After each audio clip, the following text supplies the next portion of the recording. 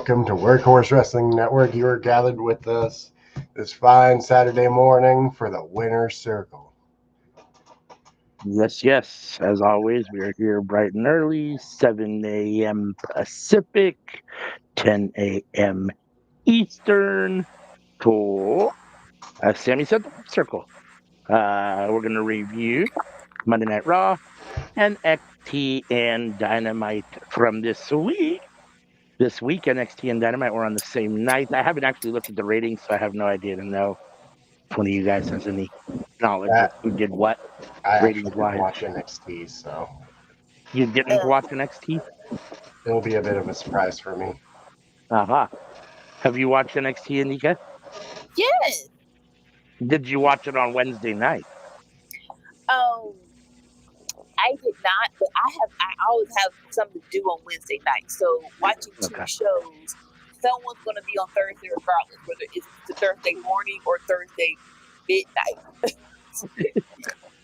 But I can't argue, or I can't say anything about choosing to watch AEW over NXT. As you guys know, if you're regular Winner Circle's tune-ins, Winner Circle, AEW Dynamite usually gets the win here. So doesn't surprise me that you chose Dynamite over NXT when they were both on at the same time. I'm assuming most people did that, which is an interesting thing for NXT to do, but it is what it is. So I mean, they won. They won. The NXT beat AEW rating. Oh, did they? They did. Oh, wow. Yeah. Interesting. I'm not sure what to make of that. I mean, it was a solid NXT, but Dynamite is really good. I'm not sure I understand why. So, I don't know. Okay. Even though, yes, I am a little bragging because my baby's in control of NXT. But I really think the whole going to CW makes it more of a threat because CW is still considered a national channel rather than cable. More than USA? It's national, yeah. No matter what, NBC, ABC, Fox, CBS, CW. It used to be WB, but as long as they're ABC in that as well, right? Yes, ABC. Oh, yeah, ABC, NBC, CBS, Fox, CW, used to be WB. Those, if you're on a national channel more than a cable channel, more people are watching just because. Which is weird because, this day and age, everyone theoretically needs. They still sell antennas and stuff, but for the most part, everyone needs cable to watch TV. Period. Well, now you need the HD converter thing box in order to get antenna, which who actually owns those? Like, you can get one from Walmart if you want, and probably grandparents and elderly people who probably don't want to look like. Why do I need all these channels? I just want to watch Bright and do. I just need channels 1 through 6, and it comes with 9, 11, and 18 too. It's just like, just tell me what everything else is. Oh, okay, Grandma. It's okay. You guys want to watch Nick at Night with all the sitcoms they remember? Is Nick on? Sitcoms anymore. I don't know. Say it again. ALW mentioned Nick at Night. I said, is Nickelodeon part of the antenna? Because I didn't think it was part of the antenna. So, as someone who was broke, and I'm like, I don't need to pay. Let me see. Some antennas you get now include Nickelodeon. They do.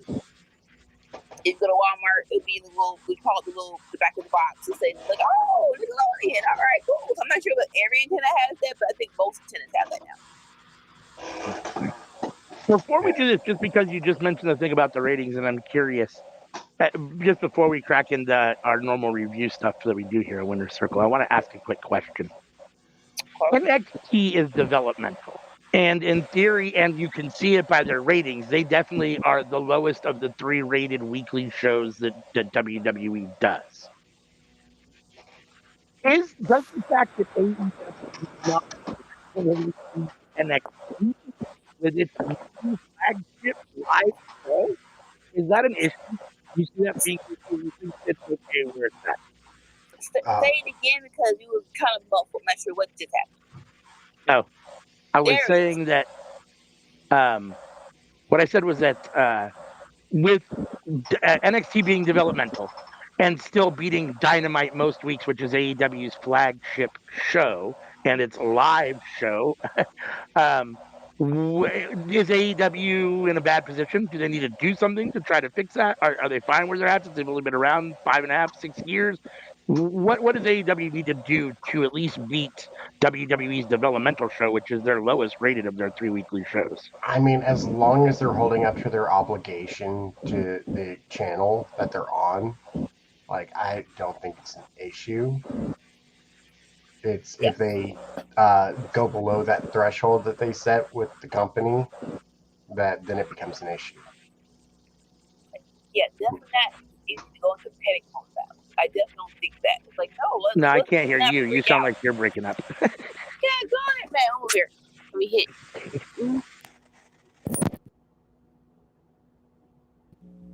Can you hear me now? Yeah. Yeah. So yeah, like Yeah. definitely not anything to go into panic mode about. But like we're still like it's unfortunate, but we're still trying to what you call it, restore the feeling just a little bit. Like 2003, I'm not sure if people realize how hard that whole scenario hit them, and then you kind of bring in like yes or no to if they should have shown it the whole backstage brawl at Wembley. You showed it again, even if it's like it's like leave it alone. So hopefully, like just leave it alone, and we're gonna like not gonna say we're starting like ground zero, but we have to get a new foundation. Like we gotta get on equal footing, and that's what we're doing right now. So like Sammy said, there's nothing to be bad crack. Like, oh my god, no, it's not a panic mode situation because like now this because I feel myself rambling.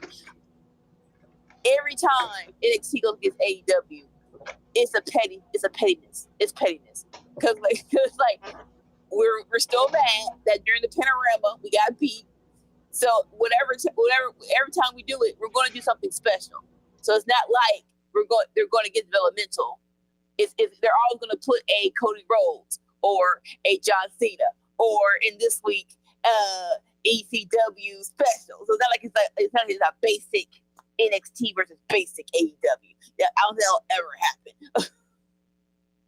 I agree. And, the reality is that, whether we want to admit it or not, and just because it's had such a kind of rocket ship, I want to say, to success and becoming probably the second biggest U.S. wrestling promotion, it is only 5.5 years old. And it is only, WWE has been, NXT itself has been around for 3 times as long as AEW alone. Yeah. So, it's always tough to weasel your way into anywhere and create a market share for yourself. So the fact that they're, is like Sammy says, as long as they're satisfying what the networks want from them, and obviously they are because they just got a new network deal and they just re-upped that recently. So obviously the networks are satisfied with what they're doing. In my heart of hearts, I believe Tony Khan would love to be AEW. At the same time, I'm hoping that that's not, if that's what he's trying to gauge his booking on or his shows or the success of his shows, then I think he's looking at it wrong also. You can have that desire to want to beat somebody and to be the best and all that stuff and to just be like, yeah, whatever. But at the same time, like, it shouldn't be your main goal. Your main goal is to put on the best product you can and let that speak for itself, right? So, yeah, I mean, it is what it is. I think AEW is in a fine position for where it's at so far. Yeah. All right. So, Sammy Joe, you ready to take the reins and bring us into Monday Night Raw from We earlier this week? kicked off the show with Liv Morgan, and then there was some talking. She was there with Raquel and Dirty Dom, and the tag team champions came out, Bianca Belair and Jade, Oh, so you boo Liv, but you don't cheer them? Okay. And Liv slapped Bianca after saying Bianca was going to stab Jade in the back. And then Adam Pearce came out and announced that we're getting a number one contenders battle royale to determine who will face Liv Morgan in the upcoming future. Yeah. Yes. I mean, I enjoyed this. I thought it was a solid spot. Anytime I get to see Jade and Bianca together, I'm happy. So, or on my screen, I'm happy. Not together, but they've been together for a while now. On my screen, I'm happy. So, and we'll talk more about it, obviously, when we talk about the Rumble later. But I thought the segment was fine. I mean, Liv is. I'm not going to say she's growing on me, but I feel like she is growing. I feel like she's getting better. I don't necessarily like her anymore, and she's not moving the needle anymore for me. But I do feel like she's getting better since she's been, I guess, more kind of the focal point of attention in the storyline. Like she's always been more of a supporting role up to this story, and now that this story, now she's kind of more of a she's like the main role, and I feel like she's doing a better job than I feel like she has in the past. So, um, which again, it's still not a needle mover for me, but I think she's doing a good job. I like Dom, so all the stuff with Dom, anytime he's Oh, the around, I crowd's find it views for interesting. him were like thunderous. It was great. Yeah, I still can't tell. I'm still trying to decide whether I think it's um like good heat or actual go away heat. I feel like sometimes it sounds like go away heat, but for the most part, I think it's good heat. Um, so, I think it's good. but yeah. I mean, I think it's good for the most part too. No, I thought this was solid. What about you, Nika? All right. All in all, Oh, can't hear you. Then I got it, man. Free.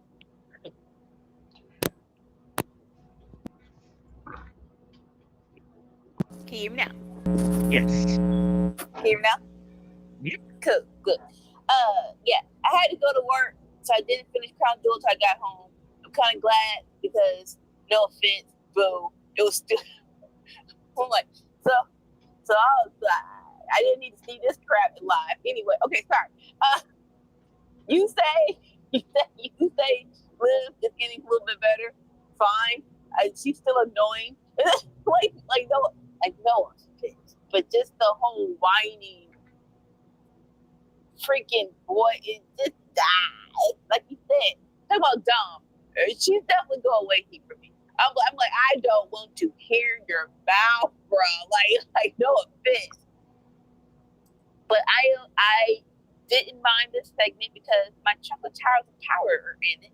And I love that now people the light bulb went off. Like, hey, yes, they're a tag team, but they are on all three brands. So let's use them just a little bit more. Definitely let me the Royal Rumble. Well, not Royal Rumble, but Raw Rumble. I love all this. So I do love that. And people are like, oh, let's break up. Let's break up. No, we don't think patience, grasshoppers, patience. The whole them being people competitors and competing against each other should happen at Royal Rumble. It shouldn't happen now. Everyone chill and freak out. What's gonna happen? So if we do it now, what are we gonna do for December, January, and February? Like that's my question. And then so it's like everyone just chill and freak out. It's gonna happen when it needs to happen. But yeah, besides Sammy. Towers of Powers, I can't. I'm sorry. So after that, we had the Battle Royale. Can I just say real quick, the way that they treat Bianca's hair is foul sometimes. They just yank on it like it's not real hair. I mean, I'm assuming it's real hair. You can comment or not. I'm assuming that's her real hair. It's not that long, but as no offense, I don't think any chick is wearing their real hair on WWE. No, I think everyone got this. I think everyone has extension. I think everyone is cooking it up. So to that notion, you see, I'm not. Okay, even though you're not African American, I'm pretty sure you know taking on extensions, weeds, or whatever is going to is not. For me, I'm like, stop tugging on it because we already had a situation where someone tugged on it and it almost went off. So stop tugging on it because, like, I know it's what you're talking about when Raquel was trying to get Bianca off. Yes, so on the kayfabe side, it makes sense because yes, use the hair to your advantage to do dirty work. On the other side, I'm so scared. Come like that braid comes off, I'm coming after you. Whoever's tugging that hard, like it I'm hurt. coming after you. She's way over at the announce table yanking Bianca, who's draped over the top rope. I was like, damn, like that doesn't look like that feels very good. Well, Jade's pulling on her the other direction, trying to keep her in the ring. Like, I was like, damn, y'all just, man. Because I know having your hair pulled does not feel good. I'm like, or at least I'm like, okay. I mean, some people liked it, but that's neither here nor there. That's in a particular context, but yes. Yeah. I'm pretty sure they have the conversations of, oh, you can tug it this hard, but like if you don't, I'm coming after your hair. I'm chopping it off. Let this braid come out of her hair on national television. I'm punching everybody in the face. That's just me. I did like this battle royal. I thought this was when we had the Bianca Jade moment, even though Io and Lyra were still alive, but they were the only two in the ring or still, in the match. Mm-hmm. I was like, I want to see this, but I'm not ready for this yet. And so I'm glad that it didn't quite work out that way. And even though I'm disappointed that Io ultimately won and is the number one contender because Io's a main event superstar and is really solid, it kind of, I guess, Io versus Liv is a little bit less predictable than probably Lyra versus Liv, but I feel like Lyra would have benefited so much from getting that victory in that Rumble and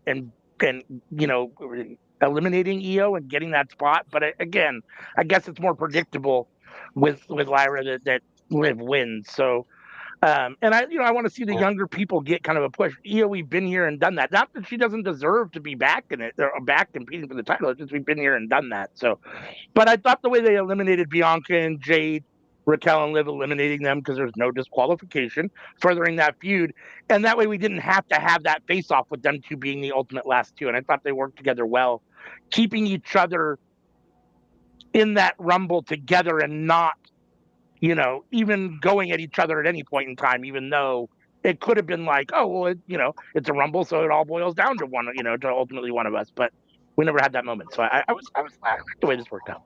Yeah.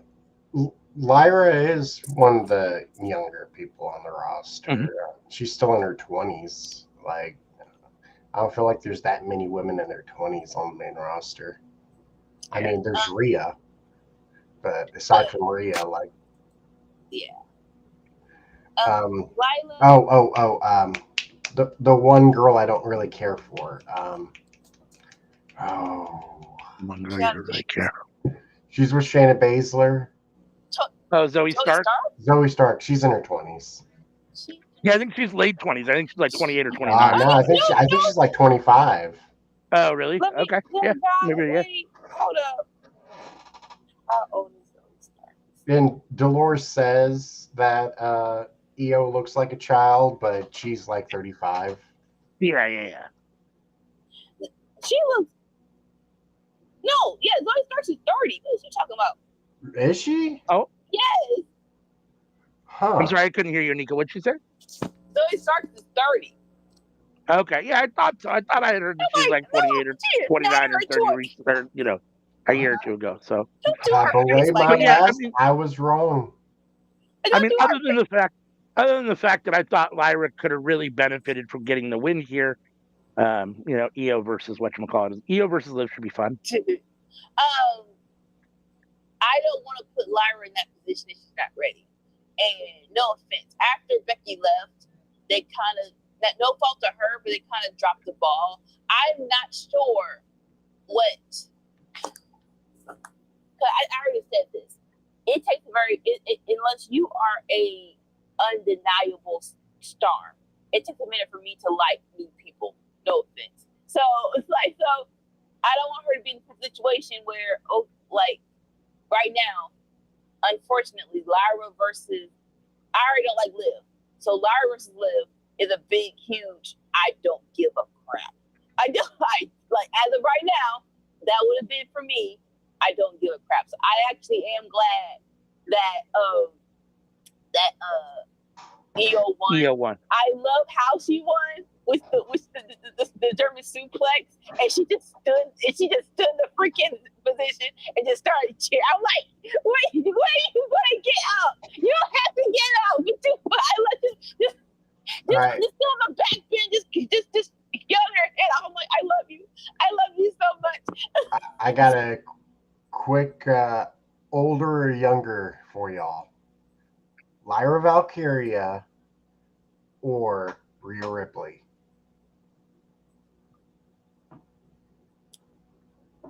I'm going to say Rhea just because you put Rhea being younger or Rhea being older? I'm sorry, Rhea, what was it? Rhea being younger because I think Lyra looks too obvious of being older. I'm sorry, Lyra looks obviously younger than Rhea, so I'm going to say Rhea's younger. Feels like one of those trick questions where you like look at them and you go, she looks like she's about 19 or 20, but she's probably 32. And she looks like she's about 35, but she's really 24. I'm going to go with Anika and say Rhea as well.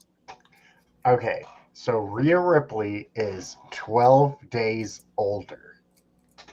That's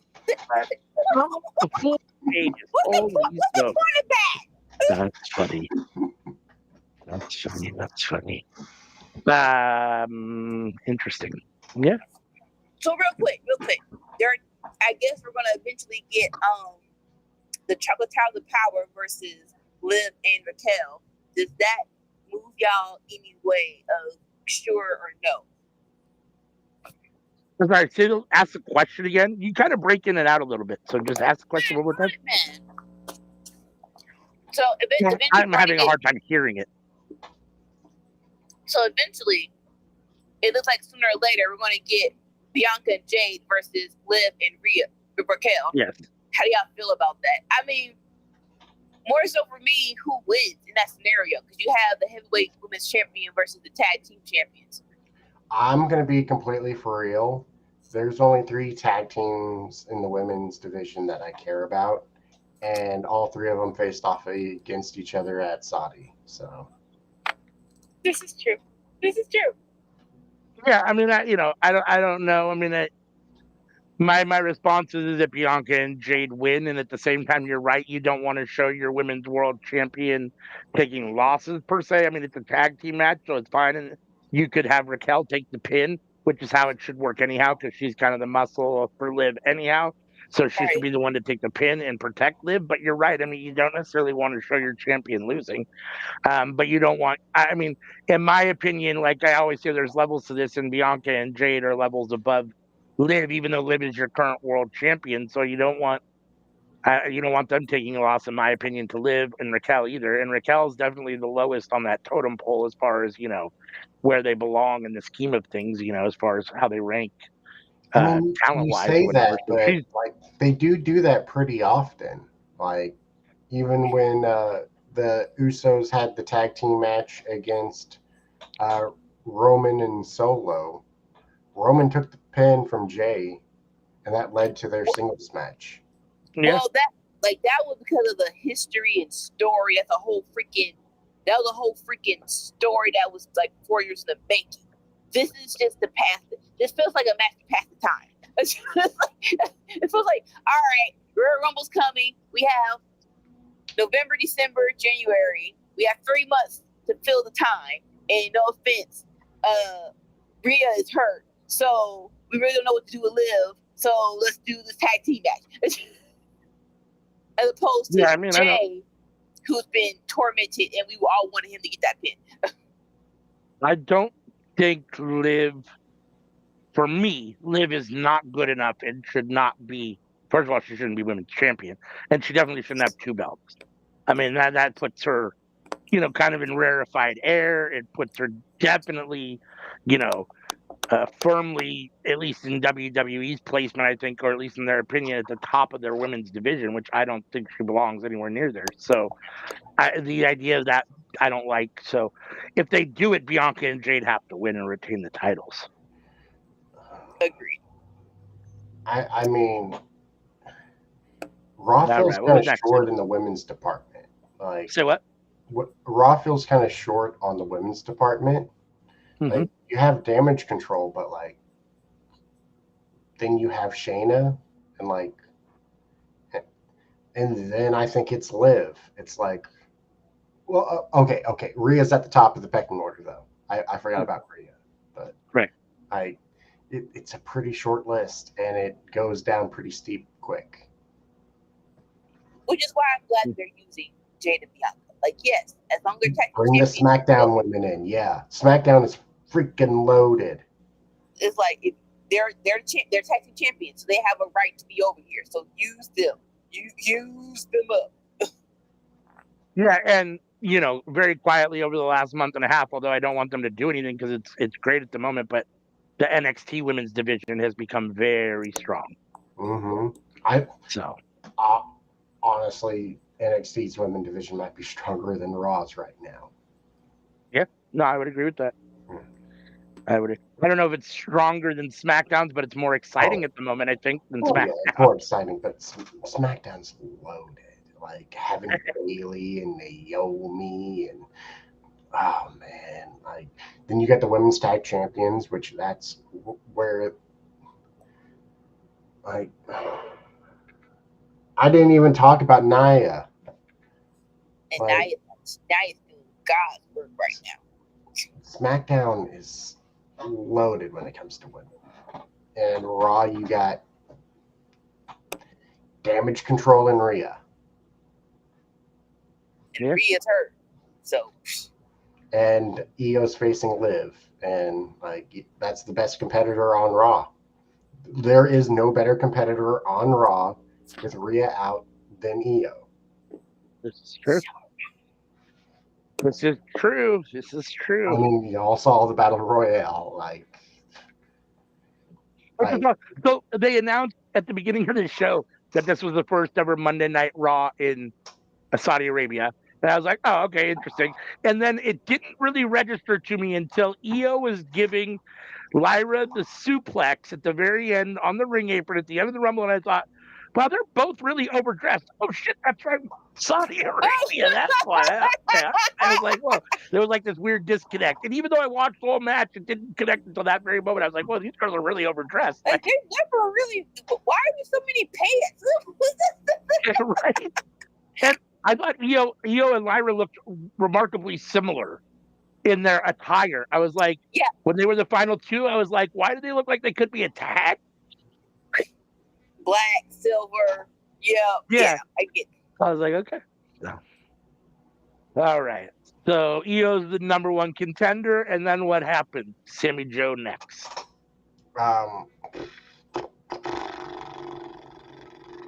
There was a backstage segment with Kofi and Xavier Woods, where Xavier Woods was like, "You dropped the ball, man."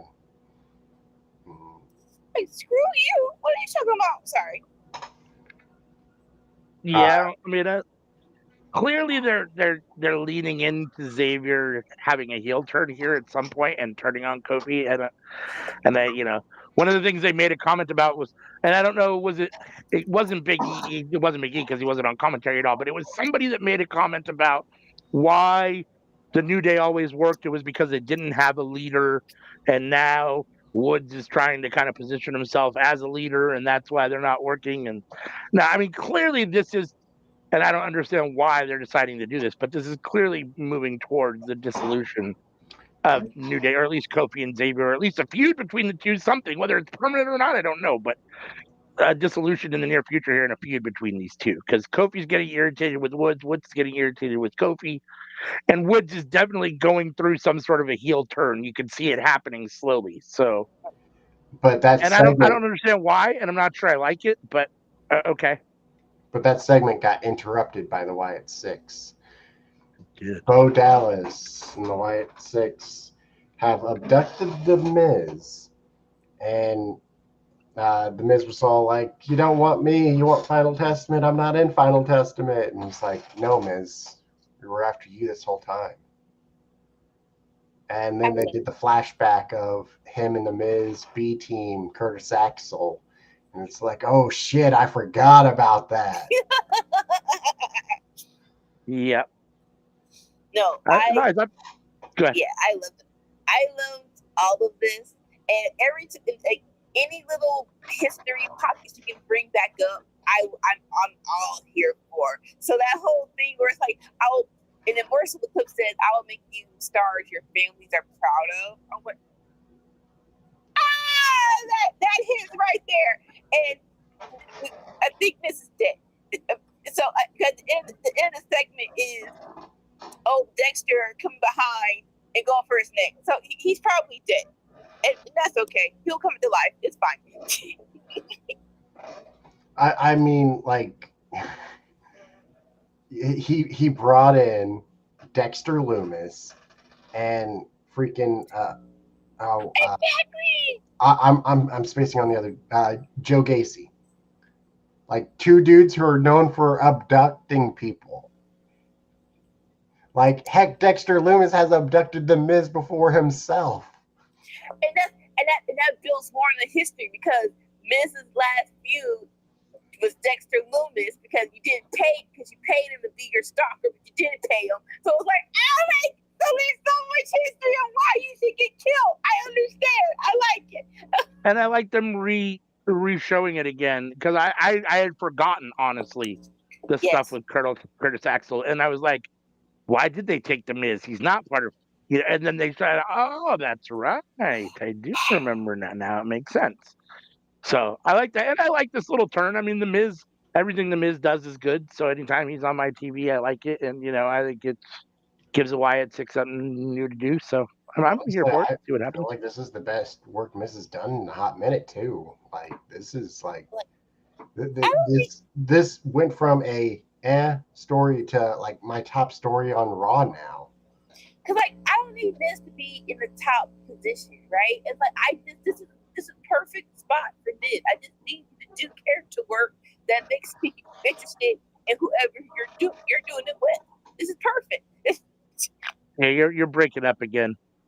Like, yeah, no, I'm like, this is perfect for Miz, because I don't need you to be the top champion. This is what I want from you on Raw. I want you to, whoever you're feuding with, this bumps the person that you're feuding with, and this was perfect. And so yes, you get killed, Royal Rumble. It's fine. This is a solid actor, so the cinematic stuff like this. I mean, he's not great, but he's solid enough for this situation. So the cinematic stuff, he's decent. He fits well for that stuff. So. I actually saw an interview with Chad Gable, and he was talking about how when he first came in to the main roster, he had the match with Bray Wyatt. And now that Bo Dallas is coming back, he's facing off with Bo, and it feels like he's giving back to Bray in a way. I love that. Very interesting. That he was able to be that first match with Bo coming back, that it's like he's making good. So here's a weird question. Obviously, and I don't think that Bray Wyatt is looking in this way, but a lot of times we do see people posthumously in a better light than maybe they were seen in real life. Not that that's an issue with Bray, and then you do see some people that were close to the decedent potentially benefit from, some of the love that's been, because of the decedent. Is Bo Dallas getting more push now because Bray Wyatt is his deceased brother? I mean, at times he's been pushed and given opportunity, but never quite like this. And so I'm just wondering if this is like, oh, we feel bad, so let's do something nice for Bo. In part, yes, but it's also in part that he wants to carry out his brother's legacy, and carrying out his brother's legacy is a bigger story than anything Bo has had in his entire career. So he actually has material to work with now. Yeah. My thing is, why is that? Like, why do people? I don't understand. Were you saying something, Nika? I am, and I'm trying to word it properly, but sometimes I'm just gonna have to say it. So like the debut of the Wyatts, and they're like, he wouldn't have gotten it if his brother died. Yes, I don't understand your problem with that. I'm like, I don't understand why that is your problem or why it's a bad thing. How many this is number one, this isn't the first time. Number two, we know they're built for it where they can actually carry the match. And The group was going to be very different, but he was going to be in the group. Like okay, I think the only other person was Nikki Cross. I guess this is my question. Like if when people ask those questions, it feels like, okay, so you real life think favoritism is not here, but you just wanted to be with the people that, but you don't, but you wanted to be cast on people you think you wanted to be cast on. It's like, no, favoritism is a thing. Favoritism is a thing. So let's stop acting like those things exist, where you're being picked for some special reason. And so for me, I'm like, unless you suck, don't do it. But these people don't suck, and so yes, give them the chance. I don't care about how they got the chance, as long as they are given the chance and they can live up to the expectations. Maybe that's just so that's on me. I mean, what did they want? Did they want him to just continue to be Uncle Howdy and not change it up a bit, or not give him the chance at all because I don't this stuff. Yeah. And now, a lot of people are getting a second chance, a second run at things, because all these people are people that were basically written off of we really don't have anything for you, and they even brought back the Bludgeon Brother, Eric Rowan. I mean, for a couple of these guys, it's more than a second chance, right? I mean, so here's the thing, right? When it happens just because something else happened, first of all, even though we know it's always not, you should be placed in whatever position you're placed in at your work of employment, whether it's wrestling, whether it's based on your job performance and merit. And we all agree. I don't think any one of us would deny. I mean, I suppose we could all say it's due to a bad booking or lack of opportunity. For me personally, I don't see that. I think it's limitation and just overall where he belongs. I think Bo Dallas is solid mid-card talent. And a lot of times he was booked like that and even worse than that. So for now, him to now be the leader of a main event faction and expect him to be better than he ever was and you ever booked him before or treated him ever before, only because his brother died, feels wrong. It feels wrong for people that do a better job in the back. It feels wrong like you're overplacing him, and it feels disingenuous to him. You don't think, I mean, I could tell he's probably enjoying it and probably doesn't feel this way, but if I were him, I'd be like, you only gave me this spot because my brother died. If my brother was still alive, I wouldn't be here. I might be a member of the family, but I sure wouldn't be in this position. So you don't like me for me. You just like me because of my connection to my dead brother that I continue to bring up because he was a superstar. Like, I mean, I don't know. To me, it feels. I have an issue with nepotism and favoritism in the first place, especially when it's over a merit-based system. Like you can't. It's wrong to me to give somebody an opportunity that doesn't deserve it and hasn't earned it.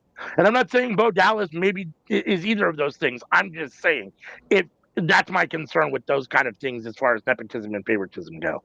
Now, if you're talented and you have all the skill, that's one thing. You know, John Cena was pushed down our throat, and it's debatable whether he has skill in the ring or not. But on the microphone, he's definitely, he has tons of personality. The Rock was pushed down our throat a little bit at a very young age, but he's extremely good too. So, I mean, it depends on what you're talking about, as far as that kind of stuff goes. But for me, Bo Dallas doesn't merit that placement that they've given him now. And I think I don't know. But since they've given it to him, I felt like he has met or exceeded the expectations of the role, which, Once he does that, it's like, well, you gotta let him roll with it now. Like, shoot. No, I mean, you're to a certain extent. I think you're right. I mean, he's done a very good job so far in this role. I just, I mean, and if it continues to be fine, then it is what it is, and I'll be the first to retract my statement about his ability to do it. It feels like he was placed there before he should have been. And like we're not talking about in the grand scheme of context, it's not like he got the main event of a pay-per-view or like a Royal Rumble. It was the main event of Raw. It was the anniversary, so the anniversary of when the Fiend debuted. It was so it's like you know what I'm saying. So it's like it's not in the context of being pushed. I think they gave him a proper push, and so right now, he's not going against Gunther for the title. He's not going against Cody Rhodes. He went up against the Alpha Academy. In a one main event on Raw, and now he's killing. Sorry, I'm not sure how many times I can say it. Now he's unaliving the Miz, and now he's going, and I think he's going to go against Xavier. People all these messages. I'm like, maybe it's just me, but it feels like all these messages don't go down the wrong path, turn away.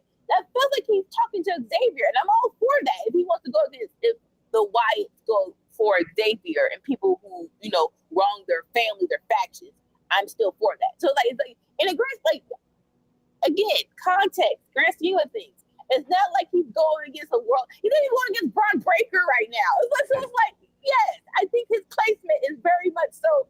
And the opportunities he's got is very much so the right placement.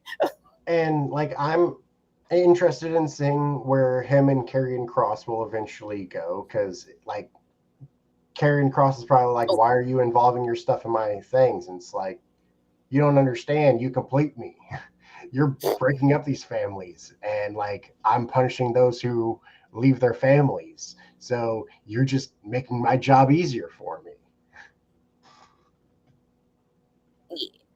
Time will tell. No, I mean, Anika's not wrong. I mean, none of them are competing for titles at the moment. And, starting with Alpha Academy or, with Chad Gable's group, that they're definitely, those guys are mid card, and that's a mid card spot. And that's, and I've been calling them a mid card faction. So, I mean, you're right. I mean, to a certain extent, they've been booked properly. I was just curious what you guys thought.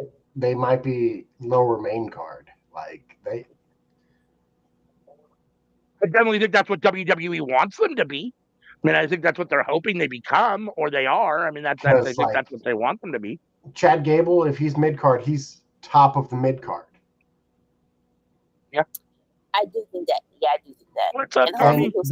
And the Creed brothers are a phenomenal tag team.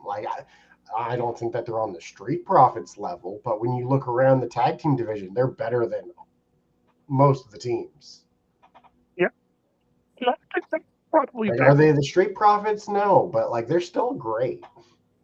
Yeah, sure. All right. What was next? Oh,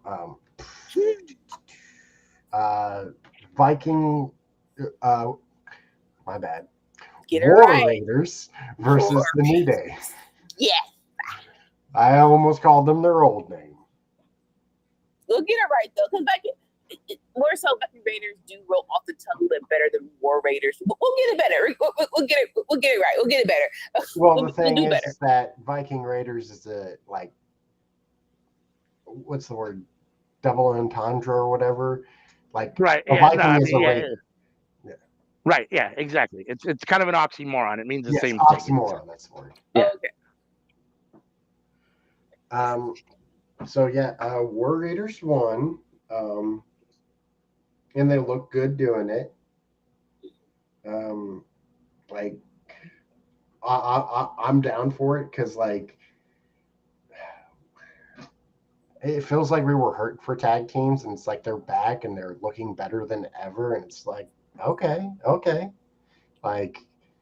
not only are you back, but better than ever possibly. Shoot. Yeah, I liked them. And now I got Eric Bischoff in my head. Shit. I thought they were underbooked. I think they've been underbooked and underutilized. I think they're better than they've been obviously booked at. So I'm happy to see them back. And Like, I like the War Raider name better than Viking Raiders. Viking Raiders, like you said, it's an oxymoron. It's counterintuitive. They're the same thing. So what War was Raiders is their better. War Raiders still isn't a very good name, but it's better. what was their best feud before this? Like, they had the KFC match. They had the sports games with, what was it, the Street Profits that they had the sports games with. And I love that. As goofy as it was, I do appreciate them versus the Street Profits. That gave me great entertainment. Point blank, period. Tommy says the War Raiders will kick Judgment Day's butt. I sure hope so. They should. I feel like when the War Raiders first came to the main roster, there was like this idea that they were going to be, a main event tag team, and at least that's how I saw it. And I feel like they were kind of booked a little lower than that, and not given some of the best booking. So I'm hoping that this kind of changing the name back to what it was before, and kind of not a repackage, because it's still the same thing, but I mean, maybe it's kind of going back to the rewarming, roots. That's a reheating will that maybe we're going to see them actually get the push that I think they deserve. To me, it just feels like them going back to their roots, and like it's well deserved. Like, that's when they were their best, and like, okay, let's go back to it. And it's like, well, it might even be better than then. Yeah, and I also love how they won in this match, because it further this New Day story is so good because it's going slowly, progressing at a good pace. So the reason why New Day lost, because again they were on the same page, and the War Raiders took advantage of it. It's like, yes, so like we're building this team up while also developing this other story. I love when you kill two birds with one stone, which is very, very good. Treat them like dominant destroyers, like the Road Warriors or Demolition. Just like exactly. It writes itself. They have the character to do it. They have the wrestling style to do it. Like, you just have to let them go, and Triple H is doing it. Yeah, no, I feel like they were booked kind of very comedic for a long time, and I never quite understood that, and I don't know. Maybe that was all Vince is doing. I'm not sure, but I'm glad that it feels like we're past that, or that we're moving away from that, because they should be taken serious. I mean, they just need to be menacing, dominant badasses. They shouldn't be comedic. As much as Anika does like the sports games. No, I do love the sports game, but I will never say that was a better representation of them than them when they were in NXT. I would never say that. All right. Up next, we had Sami Zayn coming out to the ring, delivering a speech, half of it being in Arabic, and it was nice. And Jey Uso came out, and he was like, I need to know, did you do that intentionally? Did you mean to do that? And before Sami could even say anything, Jimmy Uso came out, and Jimmy Uso was all like, and Sami was like, I've been put on trial by your family before. I'm not doing it again. I'm done with this. I came out for you, Jey, and only you. Jimmy, you was my dog. We ain't dogs no more. I love that. He wants to know, do we think Paul Heyman will come back as Bloodline manager? He has. So please watch SmackDown, because no offense, until you give me a better story, I don't care if y'all spend too much time on the freaking story. The story needs time, because it's the best story on WWE. So you don't want me being invested. Give me a better story. That being said, Paul Heyman, yes, because even though we're getting the group back together, we need a voice to be the voice of reason. We need a wise man to make sure this group can beat New Blood at Survivor Series. So we do need a Paul Heyman, and it might be the week before Survivor Series. Either way, I'm mad that I love this story so much, and I love Sammy's promo here, because like you can tell when wrestlers are good at what they do, not even in the ring, but more so developing a story. Because I love the part of he's like, what did you talk like when Jimmy was getting on him about we can't trust him? Like, what did you talk about, boy? You know, super kick Roman, you super kick Jay, you super kick me.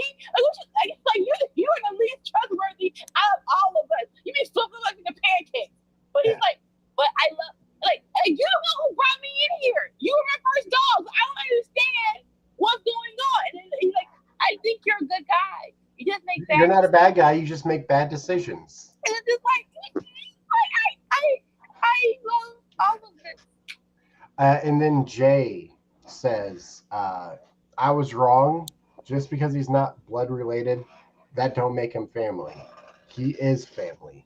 I see Jey Uso, I see Jimmy Uso, and I see Sammy Uso. In the crowd, Sammy Uso. Sammy Uso. Say, he can't speak one language adequately, and this dude is speaking 3 languages. So it's all, and what an amazing heritage, Canadian and Syrian, and it's like, okay, all right then, quite a unique ethnic background. But no, I mean Sammy's great. I love Sammy. We always talk about how good Sammy is, and I'm glad to see that WWE has not let him cool down, and now he's back in this solid storyline again, or the Bloodline storyline again. I was here for this. I like this, and I'm interested to see where it all goes. I liked what both Jimmy and Jay had to say. What Sammy had to say.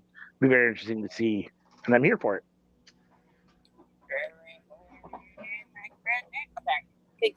Next.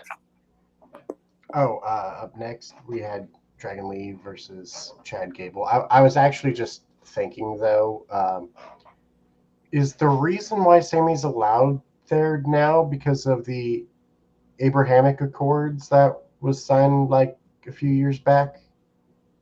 That I don't know exactly why, but something definitely changed in the last couple of years because he wasn't allowed before. So yeah, like Syrians, they've definitely done something. And I'm wondering if it was because of that whole peace treaty thing that was signed between Saudi Arabia and Israel. That's what did it. Right.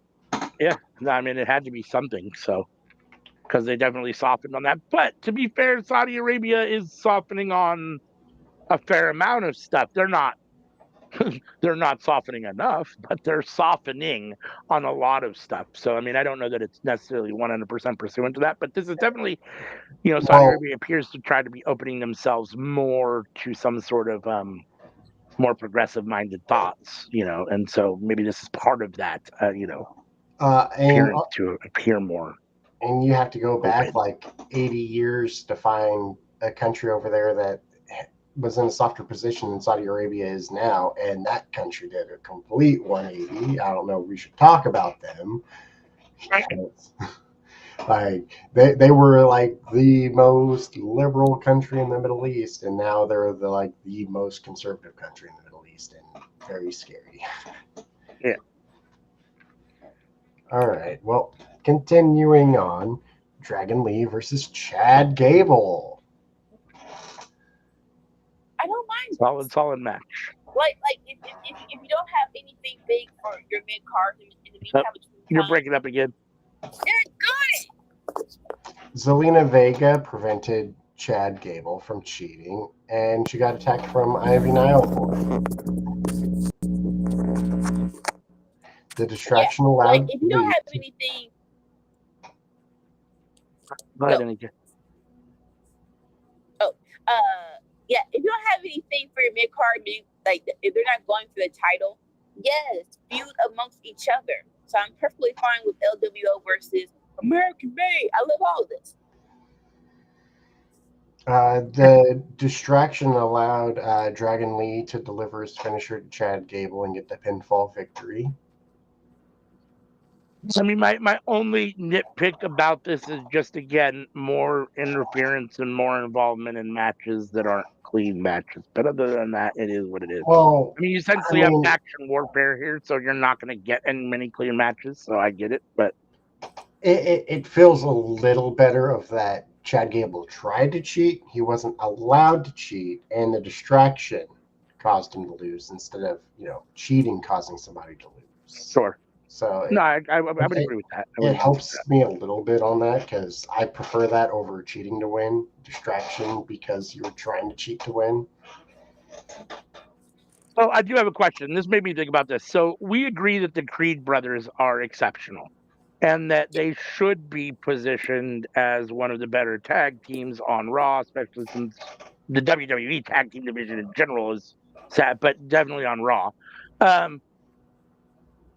And I think we all like Chad Gable, and we agree that he's been underutilized and probably underrated and underbooked. But he is booked where he's booked. Are the Creed brothers suffering from being hitched to Chad Gable? Do you think separate they would be booked better or stronger, or should they be broken up and I booked think they stronger? actually get less TV time. Should they get less TV time? Yeah, it's more so. Even though I think we all agree that we want this, we want them to be built a little bit, a little higher up on the card, a little bit faster. I don't mind where they're at right now. And like you said, a whole lot of tag teams are coming into the division, so it really is a matter of sometimes like it's the chessboard where the pieces go. Not really quite sure where the Creed brothers are on the board right now, but at least they're on the board. They're definitely on the board, and it's just a matter of time of when we're going to actually highlight them, actually like the best time for them to win the titles. I mean, they've contended for the titles before. Mm-hmm. Exactly. So like, it's not like they're jobbing out to anybody per se. So like, that's why I'm not 100% like, oh, we failed them. No.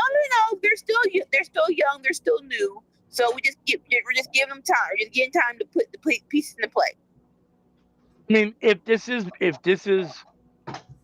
way better than it was when they tried to just book the two of them on the main roster when they first came up and they were all on the beach in their Hawaiian shirts. I don't know what that was about. So this is better than that. So if being with Chad Gable results in them being booked better and taken more seriously, then I'm here for it. I just wonder if ultimately it doesn't, they need they don't suffer a little because of the perception of Chad Gable. Like in NXT, they had Roddy, but Roddy's in AEW now. I feel like Chad Gable fits the Roddy role just about as good as anybody you're going to find on the WWE roster. Like, I feel like you'd be tough pressed to find somebody who can fill Roddy's shoes better than Chad Gable. Mm-hmm. Yeah. That's a reasonable argument. All right. Moving along. Backstage, Jackie caught up with Seth Rollins, who put over Bronson Reed as a monster before turning his attention to the night's main event. Boo! Mm-hmm. Boo! I wanted to hear I wanted to hear for Saturday, but I'm pretty sure I read my thing. Boo! Boo! Boo! Boo! Boo! Boo! Boo! Boo! Boo! Boo! Boo! I don't care if the Saudi Prince loves Steph. Freaking Bronson Reed should have won that match, but I digress because they kind of helped. They kind of helped in the main event, but still, boo! Boo! Boo! Boo! Boo! To make a situation a little bit better. It makes the reason, okay, he beat Bronson, so he should be in this 4-way. Fine. And I didn't like him beating Bronson either. I mean, I thought that was a bad decision. Bronson is, at least in WWE years or wrestling years, the younger of the two, the guy that you're getting the push for all intents and purposes. We've been here, done that with Seth. He doesn't need to be, he doesn't need another title match, any of that stuff. And Bronson Reed benefits more. So that being said, and you'll get into the main event in a minute, and I talk about it there again. Here we have another interference in the main event match. So, tis what it is, but yeah. I like Bronson. Gunther took responsibility for his loss to Cody Rhodes, saying that Cody was the better man at Crown Jewel, and he took 2 shots at Ludwig Kaiser for not taking care of Sheamus the week before. And so they both need to do better. Good. Get rid of Ludwig Kaiser. No. I'm not a Kaiser fan, so I don't have a problem with it. Take all your aggression on Kaiser. I think we should have Gunther beat up Kaiser just for fun. Just because he's mad and just take out his aggression on him. We've already done that. And it made no sense. Gunther is a reasonable person. He doesn't just beat up on people because of his emotions. If there has to be a reason for him to beat you up, you're not changing my Gunther to be a crazy lunatic. The reason is Kaiser didn't take care of Sheamus. That's the reason. So now But I'm mad. That was in my mind. It caused me to lose to Cody Rhodes. But again, Gunther was like, "Hey, I lost to Cody too, so we'll both be better. We'll both be better next time." Or else. And after that, we got the number one contenders fatal four-way match to determine who's going to face Gunther in the future. Yeah. And you gonna tell us who the winner was? To tell the crowd who the winner was? Damian Priest. Yeah. So let's go ahead. Well, let's talk about it just a little bit, right? So in this match, we have Seth, we have Damian, we have Dominic, and we have Sheamus. The crowd was really hot for Sheamus. I'm not mad at that at all. And the reason why Seth didn't win is because Bronson actually came out and beat up everybody. I love that. Whereas it's like, yes, I'm mad at Seth, but everybody can get it. That's why I'm like, okay, you kind of smoothed it over a little bit that he lost. Not a lot, a little bit. Hopefully this leads to match 2 and he wins. That should happen. But I am glad. I do love that spot. So we're getting Gunther versus Damian 2, right? People are like, let's let the world burn and let Dominic win. And it's like, are we ready for that silliness?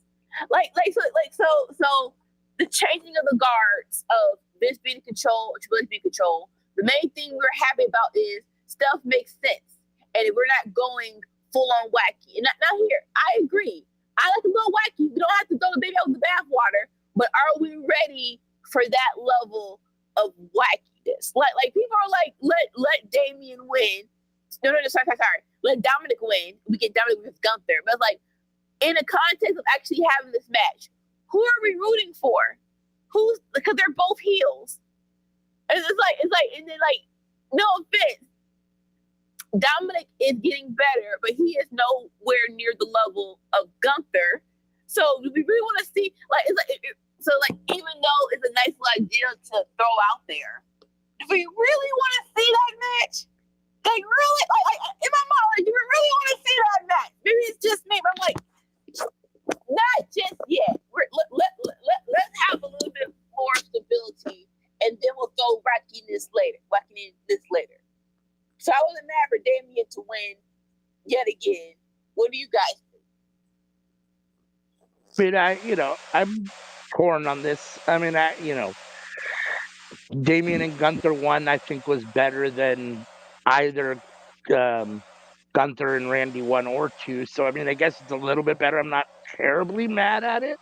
At the same time, I didn't think it was like enough where I definitely need to see it a second time, and we're going to get it a second time. So that is what it is. The only reason that I kind of wanted, I believe the best match out of those four for Gunther would have been Sheamus. I just feel like they have the best chemistry together. But we've been there and done that. Yes. We've seen that. I don't know. Even though it's fun for me, I don't know that we need to see it again and again. The only one I don't think we've gotten is Seth Rollins. At least I don't remember him facing Seth Rollins. Yeah, I don't remember him facing Seth either. But we've been there and done that with Seth. Like, that's the thing. Is Seth doesn't need this, and I want Seth to be in the feud with Bronson. Go do that, and let's have that happen. I don't need Seth in the title picture again. So the only reason that Damian provides more, if you're gauging like a percentage of chance of winning, I think Damian gives you a better, I think it's a more equal, balanced match as far as predictability goes, where I think if Dominic's in the match, it's almost certain that Gunther's going to win. That being said, I assume Gunther's probably going to win a second time. I don't know. None of these four, honestly, really moved the needle a whole lot for a number one contender to Gunther, which I think, unfortunately, is a little bit of an indictment of Monday Night Raw and a lack of overall what I would call like significant main event talent in WWE, definitely on Raw. So I mean, none of these guys are bad. I just don't think none of them really move the needle for me a whole lot. Like, oh my god, I can't wait to see that. So, and Dominic does need more work. I mean, I think if it was Dominic Gunther, it's obviously clear Gunther's going to win. The only thing that makes Dominic questionable as far as or unpredictable as far as an opponent goes is that he's got Liv Morgan and all those guys behind him that potentially could cheat to get him a win in the title. I mean, if they wanted to do that, like, and make him even more of a heel and the crowd hate him even more, like, I wouldn't necessarily be opposed to that, but he definitely shouldn't be beating Gunther clean. I mean, he's not in that point in his wrestling career where he deserves that. And you're right. I mean, I don't know that he's at a stage where he should be champion and essentially kind of the face of the company, although he is over. And Sammy says, and I agree with him that it's not go away heat, that it's good heat. He's really over, and in many regards, in some respects, he's one of the faces of the company at the moment, whether they like it or not. So, whether they think he's right or not, or whether we think he's developed or not, the crowd likes him. So, and people want to see him. So, I don't know. I'm not excited for Gunther Damien too. Let's put it that way. I mean, it is what it is, but I'm not overly excited for it. I mean, I think Damien's one of the biggest stars in the company. He gives me some like Brood Edge vibes. He gives me some Undertaker vibes. Like he fits so many boxes that, and he's got the look, he's got the size, he's got the athleticism, he's good in the ring. Like what can't the man do? I think the situation is that this is like a filler match, and any filler match, and you know who's going to win, it's hard to get excited about that. Like, we know you're assuming he's going to lose? Damien? Yes! There is no offense. Gunther is going to go to WrestleMania as champion. I do not see a world where he does not go to WrestleMania as champion. No offense. Y'all surprise me. Hey, do that. I'll be all for that. But yes, as of right now, this feels like a filler match, and this to fill the time. To fill the time before Royal Rumble, because so say Damien wins, then this is all great then. It'll be a surprise, and it still needs a proper build-up. And I think that's the wrong decision. I mean, even with the proper build, I don't think Damien should be beating Gunther yet. I think Anika's right. I think Gunther should hold the title till at least WrestleMania. I don't think they've positioned really anybody, in my opinion, that they've seemed to position strong enough to beat Gunther. The only person I want to see at this point really beat Gunther would be Ilya, and he's gone for a long time. So, I'm not saying that's what they're waiting for, that's what's going to happen. I'm just saying that's. I mean, I don't know that he's even ready to be champion yet. I mean, he still has a lot. He's young and has a lot of developing to do still. But those two have tremendous chemistry. That's a match I'm very interested in again. Oh. See, and I think that we take the title off of Gunther. You think you take the title off of Gunther? Yeah, because I don't want to see Goldberg challenging Gunther for the title. I just want it to be a normal match. Well, I don't understand why we have to have it at all. So, exactly. Agreed. But, like, Goldberg is coming in for a match, and... Oh, we're going to get it. I just don't understand why. And it's going to be against Gunther. It's just, I don't want it to be for the title.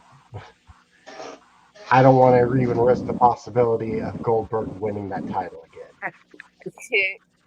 So I'd much rather Damian Priest win the title, and then we can have that little match with Goldberg, and Gunther can come back around for the title again later. Gunther is Triple H's prize baby. There is no world, I think, that Goldberg is beating Gunther for the title. I agree. If it does, I mean, then I have to reassess all my thoughts about Triple H as a booker of creative in the first place, because that's a terrible decision. So, I mean, that would be the worst decision he's made as a booker to date. by far. So I think he's smarter than that. I think that Yes. he sees that a last match for Goldberg is possibly a draw. As far as ticket sales go, I don't mean a draw as far as ending in a draw. I mean a draw as far as ticket sales go. People wanting to see at least one more. I don't know why people want to see one more Goldberg match, but apparently people do. But I don't see him winning. I mean, definitely not beating Gunther for a title. So, and I think honestly, I think it would, even though Goldberg is what he is. And he's a shell of what he was before due to age and retirement, injuries, all those kinds of things. And debatable whether he was really as good as he ever was. I mean, he was overbooked in the first place. But um, that being said, it still is a solid title defense for Gunther to beat Goldberg during his reign. So I mean, I think that's it's a solid victory, another one under his belt. A former superstar, a WWE legend, I guess. Even though I never really associated Goldberg with WWE, he's always WCW for me. That's just what Goldberg is. I mean, even though he did whatever he did in WWE, I still don't. He's always going to be a WCW guy for me. So, uh, but Ruthless you Aggression know. was such an exciting time, though. Like, The Rock left, Stone Cold left, Brock Lesnar left, Goldberg left. And, like, what pieces did you have? Like, you had Chris Jericho, Eddie Guerrero, Shawn Michaels, Triple H, Rey Mysterio, and Undertaker. He who should not be named. And Edge, And so, yeah, it's just look around and like, who can we develop? Who can be our next big guy? Who of these, young dudes can step in and fill the role? Edge was one of those. I mean, he had stuff in the Attitude Era, but like he actually became a main eventer. But then, you had the up and coming Batista, Randy Orton, John Cena. Such an exciting time, and it was such a great era for me to like. When I came back to wrestling during that time, I'm like, man, Eras, favorite eras, best eras are always an interesting conversation. They're tough too because a lot of wrestlers are multi-arid wrestlers. I mean, because your career is not 2, 3, 4, 5 years, and a lot of times eras only seem to span a short period of time for some reason. In many respects, a lot of these wrestlers span more than one era. So it's an interesting conversation, and it's always fun to debate. I don't know. I know that Here's the thing. As wrestling has evolved and become more um, of the actual in-ring work has evolved and looks more than it ever has as far as the move sets that they do and all those kinds of things, and a lot of the stuff that they do looks more real than it ever did before because of the change and increase in production value. And no longer, I mean, I can remember in the 80s when I was watching wrestling as a little kid, they literally only had the hard camera and you couldn't see a lot of the other stuff that was going on. Now they all have multiple camera angles from everywhere. You see replays on everything, and sometimes that's great and sometimes it's not, because sometimes you can still see times where things don't work out right. And we'll talk about that when we get to AEW, because there's a point I want to mention. But where things don't work out right and you're like, this doesn't look great. And so, I mean, I don't, it's interesting. Wrestling eras and stuff is an interesting conversation. And it's kind of like comparing apples and oranges because they're so different. And obviously these guys span different, Chris Jericho spans how many different eras of wrestling, right? At So least because of 30. his 5 Yeah. generations in wrestling, or, 10. I mean, even the guys that didn't wrestle that long haven't wrestled that long, or, multiple era guys. So um, those are interesting questions. Back to bringing it back to what we were talking about. Tommy thinks Damien's going to beat Gunther. I don't know about that. We'll see. I don't know that I'm even interested in the match, but Damien did get the win. I thought this was a solid Raw. I mean, I'm going to give it a B. I thought it was better than, I thought it was a solid B show. Let's put it that way. I didn't think there was anything terrible. There wasn't anything I thought that was like, wow, this is amazing, but there wasn't anything I thought that was bad either. um, I was thinking B as well, but I might give it a B plus just because the crowd was very hyped. What about Like you, Anika? overseas crowds are awesome. B, solid B. Um, we're getting the hang of the 2 hours now. They're like, all right. Forgive us for the last couple of attempts, but now we're getting the hang of the 2 hours. Now it's time to fly. Yeah, the first show was definitely badly paced. The second show was better. This one was even better. Like you said, they're definitely getting their feet underneath them. You would think it wouldn't be that hard, being that you produce a phenomenal 2 hour show every week on Friday. But, it is what it is. But yes, no, I mean, they've gotten progressively better since they've gone to the 2 hour segment. Now that I have YouTube TV back, I can record it on my DVR, but it still records 3 hours. And I was like, wait a second. Because I was looking at it as I'm watching, like, why is it going to 3 hours? But obviously it ended in 2, thankfully. So, but yeah. So you gave it a B, I gave it a B, Sammy gave it a B plus. So that brings us to the end of our Raw review. And I meant to put this up, not that it really matters, but I forgot to put up the Raw review banner. We are now going to switch to NXT reviews. And this week was a very interesting and loaded NXT. It was on Wednesday instead of Tuesday. I don't remember exactly why, but I know that there's a reasoning why. The election. Oh, that's right. It was you're correct. I apologize. It was the election. Only the biggest thing that's happened in the world in the last week, and I forgot about it as to why this show is preempted for one day. But we're here on Wednesday. We are at the 2300 Arena and the ECW Arena in Philadelphia for our special ECW edition of NXT. And it started off with Lola Vice and Jada Parker. One of the themes of being an ECW NXT show is that they're all supposed to be kind of extreme. It's an extreme episode.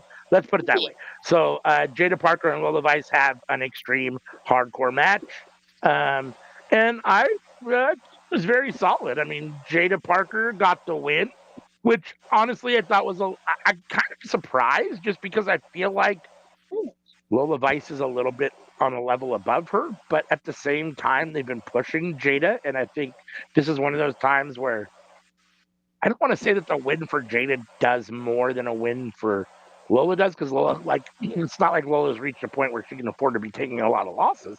But at the same time, they've been pushing Jada a lot, so this could have gone either way, and Jada got the win, and I'm not mad at it.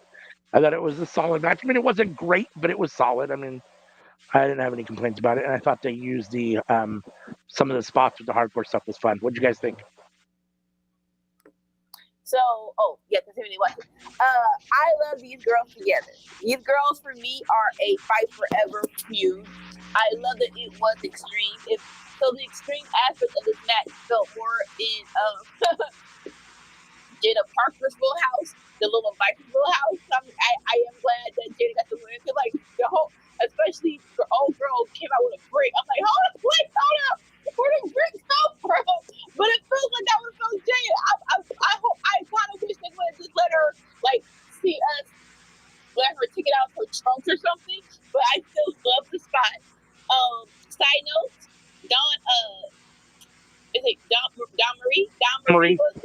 Yeah, she was the ref on commentary because she's a ECW. Yeah. Go ahead. I loved it. But this was very much so fun. I think this was a perfect way to open up this show. That being said, I didn't think Don Marie added anything either. She was there, and it was like, okay, she's here, but she didn't really do much on commentary to be like, just put her. She was a ref, but that's how influential she was.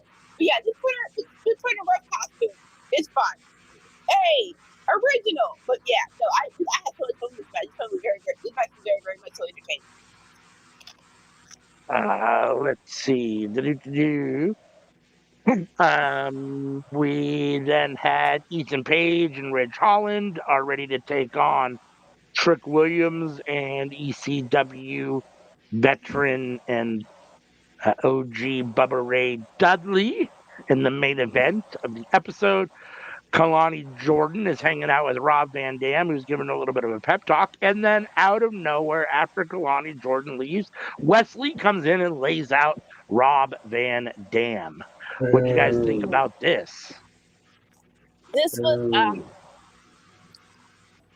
it's crazy because looking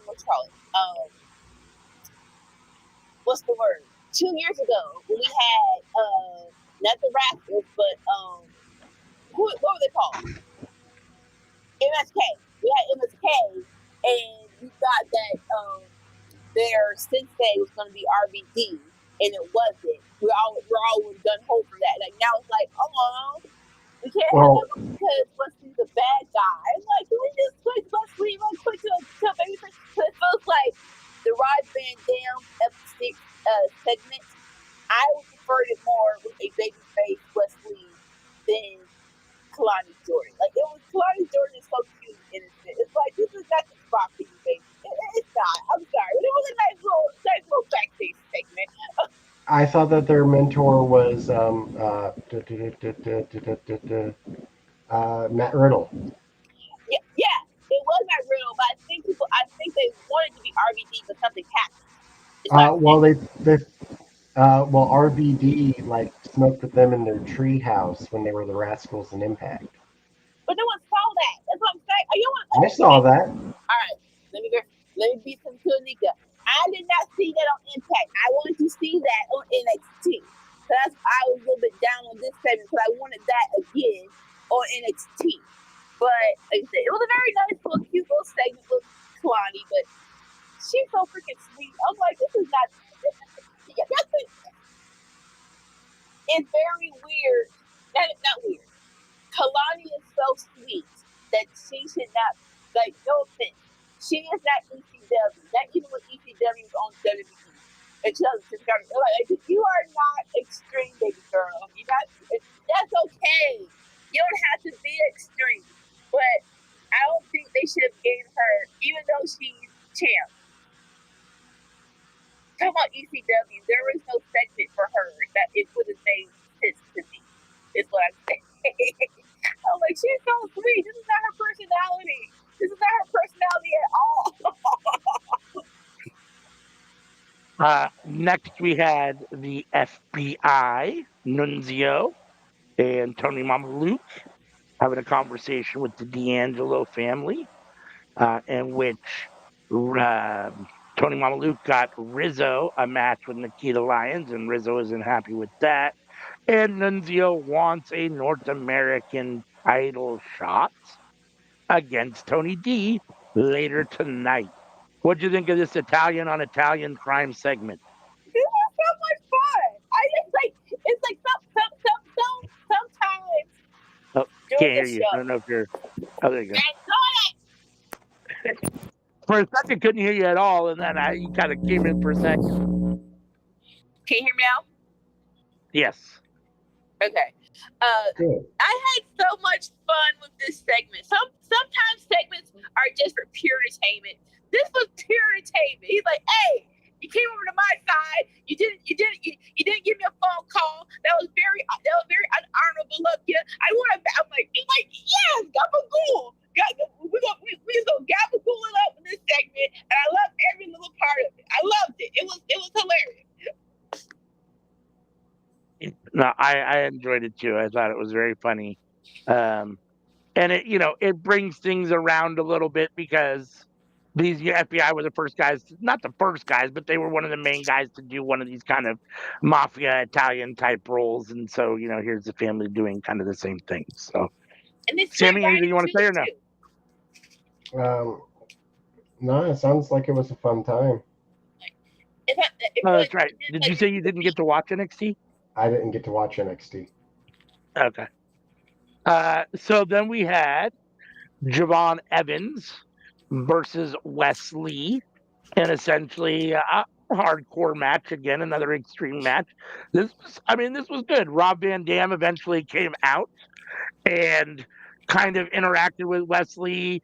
They had a moment with a chair, and ultimately it allowed Javon Evans to pick up the win. And honestly surprised me. Like, this match was really good. I enjoyed both these guys have a lot of energy. The pace is good. They're both good wrestlers. Javon Evans is growing every single day, and his future is very bright. I was a little surprised to see him get the win. I understand that he's the younger talent and that you're pushing him and all those kinds of things, but Wesley being one of your NXT mainstays and you push him as kind of an NXT main event, it just seems weird to be taking the loss to Javon Evans here. Now, I understand Rob Van Dam was involved, and again, here we have a match that isn't totally clean. So it is what it is. And I guess that helps lend to why Javon gets the win here. Let's just say that the springboard cutter looked good, but the 5-star frog splash, Javon landed a little short, just a little short. And I can hear an echo. Okay. So I thought this was a solid match. Javon got the win, and what do you think, Nika? Can't ask Sammy since he didn't see it. So this is strange because I'm sorry, I'm gonna confess. Most times NXT I watch YouTube clips, so I actually watch the whole show. But this was a good one to watch. I love the match. Javon and Wesley have great chemistry. I love that. Even with RVD coming out, it wasn't RVD got a physical. It was just him coming out because Wesley attacked him. I kind of did. I'm like, out of all the people who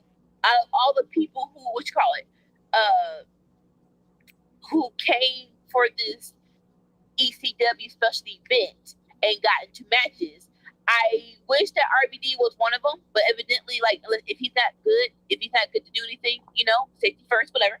But this match was really, like, this was top 3 matches of the night. It's only a 2-hour NXT, but still, I enjoyed it a lot.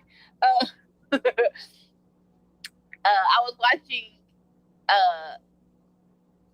what's his name? AEW Ramble, and Jimmy and SP3 talking about this. And it was like, Javon is only 20. He's not even 21, right? So he still has development to do. So it's like, they're like, sometimes you don't realize how athletic you are, and you need to work up to it. So referring to the frog splash, it's like, not sure if you practice this, but I don't think it. What were the guesstimates that you could reach, that you could go that far? Like, did you really think that you could sail that high across the mat? And it's like if you practiced it, hey, if you reached it, yeah, we'll try it. But if this is I'm speculating to the 10th power. But if this was your first time attempting a frog splash from that far, we don't do that on live TV. I don't care if RVD's here and you trying to press people. If you have never done it that far, either A, I don't care, we're live. Wesley, crawl your butt closer. I can't reach that far. It's like, nah. Close the distance. I'll not even trying. Roll to me. Roll closer to me. Sounds pretty messy. Yeah. No, I mean, only that part. Only that part. Veteran, with Wesley being the veteran, to a certain extent, the onus is on him to get in a better position, knowing that you have basically a rookie trying to do a move. If not for the first time, at least for he hasn't had an opportunity to do it too many times. He's only done so many things so many times. So it is what it is. That being said, it's a developmental show. Right. I mean, we got to remember that even though they're hyping it up and they've got a lot of big name, they're bringing roster stars down and main roster stars down and, ECW veterans back and all those kind of things. And they have big superstars on their roster at the moment, especially in the women's division. It is still developmental and Javon is very young. So you're going to have some of these growing pains. It's on both of them. Unfortunately, I do put a little bit more of the onus on Wesley and the booking in the back. Like, you either got to try it first or you've got to Wesley's just let's run through this, or realize where his positioning is on the floor doesn't make the spot great. But all those things considered, I thought ultimately it was fine. I mean, it's not the AJ Francis botch, I mean, it's not as bad as that, where his foot got caught on the rope. So, it's not Titus falling as he's running to the ring. It's none of those things. So, and he's young enough, and like I said, being that it's on NXT and developmental, I think that there's, it's fine. He's going to move on from this. I don't think it's going to be one of those things that's going to like haunt him or anything. So. No, it wasn't super botchy. Like I said, big speculating, big speculating. But if what I'm saying is right, we have to hone them in just a little bit. It's like, all right, come over here. We're going to tone some of this down just a little bit. All right. Yeah. Next, we had Ava in the ring, giving in a special announcement that Deadline will return and will take place on December 7th. Robert Stone started talking about how much better New York and Boston fans are than Philadelphia fans. The lights went out. And then when they came on, we had Rhino give him a big gore for a nice little ECW kind of nostalgic pop moment. I see Anika over there extremely happy by this. Was he wrong? I know that I'm a hater. What? Was he wrong? No, he definitely wasn't wrong. No, I mean, it was perfect. I mean, I thought that it came off fine. I'm a hater. No. I mean, about Boston, wouldn't you New take York, New York and fans? Boston fans over Philadelphia fans? I mean, yeah, I mean, they're all to a certain extent, some regard, they're kind of equally on par. But Philadelphia definitely has the reputation of being some of the worst fans in the country, anyway, in any sport. So, like throwing batteries at their players. Philly and Boston are both back crack crazy. They're equally both back crack crazy. I didn't know that Boston fans were like that. Oh, hell yeah. I know I'm a hater, Patriots but and Celtics. I was never a big Rhino fan, so this spot is what it is for me. I mean, it's fine. Anika, you seem to love it, so. I will debate it down to the ground. In his prime, Rhino had the best spear in the business. Better than Edge, better than old boy, what's his name? Goldberg. Oh boy, better than Goldberg, better than Bobby. In his prime, I good gore got me off. Just pause. So yeah, a nice little spot. Yay, let's go. So the main event of this episode is the 10 women's tag team match. So this backstage segment was building up to that. We have Kalani backstage with her partners, and she is speaking Spanish, which I was a little surprised. I didn't realize that Kalani spoke Spanish. And then Lash Legend and Jakara Jackson show up to brag about how they're going to have about how they're going after the women's titles. And ultimately, Stephanie and Julia are not very impressed and have a little face-to-face with the two of them. What do you guys think about this segment before the main event match? Or building up to the main event match? I guess Sammy wasn't there. Anika, what do you think of this? Besides the Kalani and RVD spot, which was like, it wasn't bad. I'm just like, it wasn't. I didn't think she was the right person for that spot. I looked all the backstage segments of you see them getting hyped for their matches, or you see them preparing for the matches. This was nice. Like, if you're gonna pair people together, at least give us a segment of them trying to become a team. So it was nice. It was cool. I mean, I thought it was fine for what it was, and building up to the the main event match, I thought it was fine. Next we had our tag team match: Ethan Page and Ridge Holland versus Trick Williams and ECW veteran and OG Bubba Ray Dudley. This is one of those feel good, it's an ECW episode. We got to get a veteran in here, and have something fun. That being said, ultimately, Ridge Holland did get the roll up for the pin, which I thought was kind of a surprise. This was a good match overall. I thought that it worked for what it was. Bubba Ray had some decent spots. They had the chair spot or the table spot, get the tables.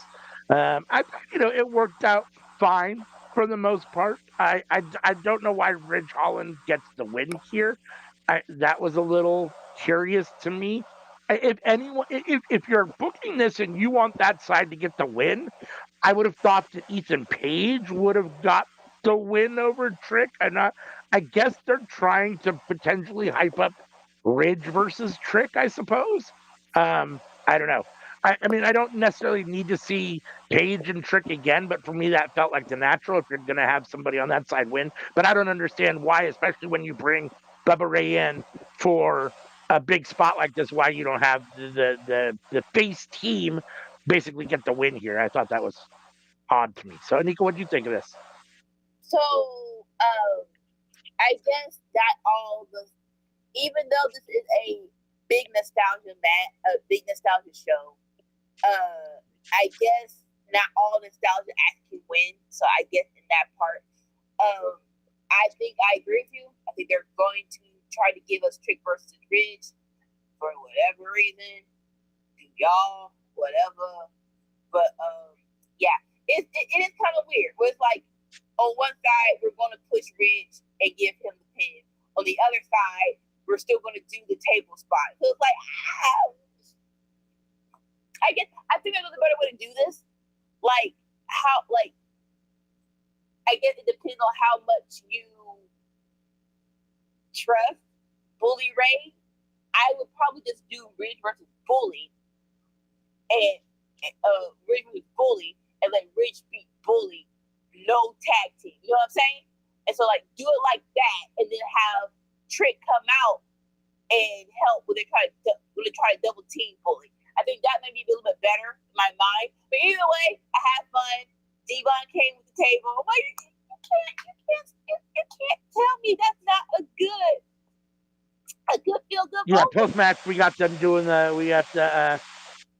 was up, and then Devon came out with the table, and putting Ethan Page going through the table.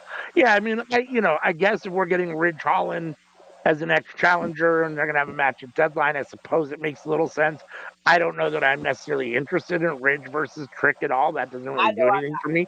Ridge doesn't move the needle for me at all. That being said, I also am not super interested necessarily to see Trick and Ethan Page again. I don't know at this moment in time really what I want to see. When I look at I want to see Obafemi with that title. When I look at the men's roster, really, he's the only one that, for me, ultimately really moves the needle a lot as far as singles wrestlers at the moment. I feel like the men's singles division is a little lacking. But, I mean, that's just my personal opinion. So, yeah. Honestly, I think that is the end goal. It's a matter of when we're going to do it. And even though there's some to be said of you don't have to wait for a big takeover, it's probably best if you do it at a Royal Rumble or at a WrestleMania. That is because it is that big of a match of Trick versus Ova. So we'll have time. We'll make up time for it. We'll fill the time with someone else. Yeah, that makes sense. Next, we have what's the continued perpetuation of an ongoing, very bad storyline. We got Dion Lennox backstage with Ashanti the Adonis. Dion's asking him about going from woman to woman, and Ashanti's whatever. Carmen comes in and is mad about the other women from last week. Adonis says he remembers her, but barely. And then, wait, he remembers that last week was her birthday, but that he wasn't really interested. That's enough. Or wait, that was enough to win her over. He said that was it. I'm sorry. He remembered that it was her birthday, and she was like, "That's enough," I guess, to make her like him again to a certain extent, I guess. And then it just leaves Dion Lennox looking perplexed in the background after this exchange. I don't know if you want to say anything about this. This is the worst part of the show for me. It always is. I don't know why we continue to do these segments with Ashanti and the women, but yeah, again, just to fill in time, do better or blow it off. It's time to go this off. It's time to have the match and just be done with it. Let's do something else. Agreed. Then we had Roxanne Perez backstage with her teammates, and they are ready. They're discussing how they're going to beat up the newcomers in the 10-woman main event tag team match. Anything you wanted to say about this little segment? We saw the other side first, and now we get to see this side. It is what it is, man. Like you better be glad it's a 5-woman tag because you three in Fatal Influence will not be here. Because we're bad and we need other people and we've been here first. So we're gonna kick their butts. Oh my God. we're gonna do better. We're gonna do better. Don't know how, but we're gonna do better. It's fine. Next we had Tony D versus Nunzio for the North American Championship. This was definitely I want to say a squash match because it was only 2.5 minutes and ended really quick. That being said, Nunzio did have a couple minutes of offense and he was about to use a crowbar, and the ref caught him. So that's why the match ultimately ended. Tony got the spine buster for the win. This is what it is. I mean, I never thought Nunzio was actually going to beat Tony D. I guess it was kind of fun. Tony, Nunzio's an ECW original, or not, I don't know, original, but ECW veteran as well. And so, another nostalgic match here. It, is what it is. What do you think of this? This was when you don't have any stakes, it's pure for entertainment. I'm into it. It's purely entertainment. I loved it. Never go. Moving on. Yeah. Sean Spears tells Brooke Jensen to be ready for next week. I'm kind of interested to see what happens there. I miss Sean Spears. I like him, so I'm happy that maybe he's back, and I'm curious to see what ends up happening here. Problem with Brooke Jensen, other than the fact that they booked him poorly to date, really, and so I don't. If they're, I don't. We'll see what ends up happening, but I guess I'm kind of curious to see what comes of it. We had William Regal giving a pep talk to Lexis King after his loss. No quarter catch crew comes in. And then we had what I thought was the weirdest and dumbest moment of the show. I love these people, but why? Why are you making dumb, veiled intimations about father and son stuff instead of just saying Charlie Dempsey is Steven Regal's fucking son? Or William Regal's son. I apologize for calling him Steven Regal. William Regal's son. The whole thing was weird to me. The couple, I forget what the lines were, but the lines were so implying, what did he say? Yeah, something about. Do you remember what they were? But basically, Josh, do you have honor? Are you truly your father's son? Right? Yeah. No, there were definitely some weird comments there where hinting about father and son relationships when you have a real life father and son on the screen, but you haven't admitted that to anybody that they're father and son when it's one of the worst kept secrets in wrestling. So, okay, is what it is. I thought this was weird. I didn't really care for it just because I didn't like that part of it. It's not as bad as the Ashante the Adonis stuff with the women, but this for me was not good. And I don't understand. I don't need William Regal. I love William Regal. Lexis King needs somebody. I don't necessarily have a problem with Lexis King. I'd like to see him get a good shake and book decent. I think he could. He has talent and potential. I just don't necessarily want to see the two of them together for some reason. I don't know why. I don't necessarily want to see that. So, is what it is. What about you? What do you think about any of this? Oh, I already asked you about that. You already commented. So something just hit me. It's crazy because I remember talks of when William Regal used to have meetings and warm ups and stuff like that. It was Lexis King or AKA Ryan Pillman Jr. coming to those when they were in AEW. He was coming to those meetings to get extra knowledge from William Regal. So it makes all right, that's why they're doing it over here. I'm cool with that. I don't hate the indie windows between Charlie Dempsey and William Regal. It reminds me of Ron Breaker when when they kept dancing around, he's a Steiner, calling him the big bad Right. booty nephew, and you're barking. So like in that aspect, I'm having fun with it. It's like, whoa, like you said, hey, where are your daddy? Stop being stupid. I feel like just say that just one good time to be done with it. I'm your daddy. You're acting stupid. So I mean, if you're doing it, if you're doing it to be funny, then I guess it works, and maybe I'm missing that part of it. Maybe I'm just not getting it. Maybe it's just not connecting with me. But it didn't feel that way for me. It doesn't feel like it's necessarily supposed to be funny. They're not trying to be funny. I am having a time with it because I'm like, that's your daddy. Right.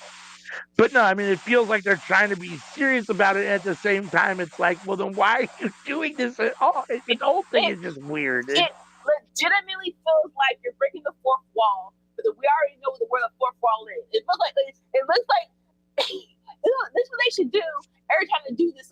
Every time they do this little segment, are you your father's son? And maybe Regal and Dempsey, or maybe Regal and Dempsey, or Regal and Regal. I don't know even what Charlie's real name is, but maybe they're just having fun with it. Maybe they're enjoying doing this. Maybe it's fun for them. Who knows? If that's the case, more power to them, and have fun doing it. Maybe it's it is what it is. But from a viewer and a fan's perspective, it feels weird. It just it comes off a little odd. But this isn't the first time they've done it, so I guess I should be used to it. I mean, yeah. I guess for William Regal fans, we want to see more from William Regal. It's like, all right, you're over here. The deadline for you to be on television is up. We love Ava, but give him more authority. It's like give him more authority. It's time for him to give him back the mic. Let him be in charge of something. I think that's more so the thing. Also, it's like that's it. Either you were in charge of the North Quarter Catch Crew, or you're in charge of NXT. But be in charge of something. No, it's tough. When there's absolutely nothing wrong with Ava. Ava's done a fine job as general manager. She's been very good. The problem is William Regal is a generational transcendent talent, and he's just a little bit. He's better than almost anybody. So it's no offense to Ava. It's just it's William Regal. And it sucks when you see it's unfortunate for people when they're in some respect compared to, or referenced in the same conversation as people that they probably should. It's not fair to Ava to be mentioned in the same conversation with William Regal, because he is so special, and there's nothing wrong with her. It's just when you compare the two, it's like it's a little unfair. The comparison is a little one-sided, and it's a little unfair. So I do feel a little bad for Ava. That being said, I'm interested to see if we ever get more. I don't. Yeah. She's not going to be GM of NXT forever. That's not a position that you just stay in forever. So at some point, that's going to come to an end, and she's still fairly young. So, and I don't know, I don't know anything about her as far as her desire to wrestle or not wrestle or any of that kind of stuff.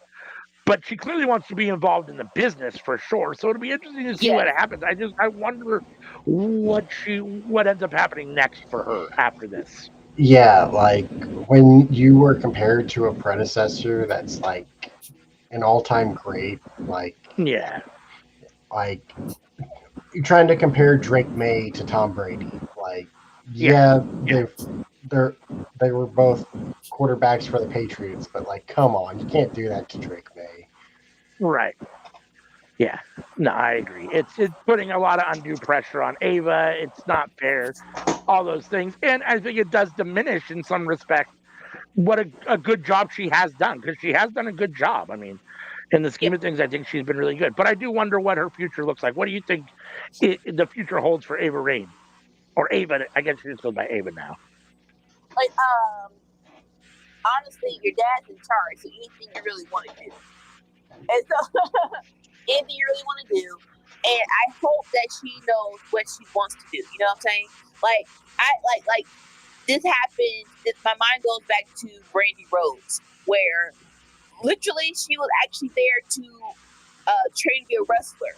But one week, the announcer got sick, and she was like, "Well, I did take broadcasting in college. They let her do it once, and they just put her in that position." And she was like, "But I wanted to wrestle though." So it's like that, where it's like, hopefully she won't. If you don't want to be stuck just doing managerial stuff, please tell your dad that, and get out before it's too late. Learn how to wrestle before it's too late, and people don't see you as a wrestler anymore. Right. Nikita Lyons promises to take everyone out and win gold. Then we get Nathan Frazier and Axiom. They're gonna hold a meeting next week with the new challengers. Where new challengers for their titles will be determined. Axiom thinks it's a great way to scout people, and Frazier thinks it's a day off. Anything you want to say, Anika, about this little Axiom Frazier segment? It was a very nice segment. I'm laughing because Sammy didn't watch it, so you can't rank on it anymore. But yeah, it's like not sure what the end goal is with these segments. Like either piss or get off the pot. Either come to a resolution of y'all make it better as a team or divide.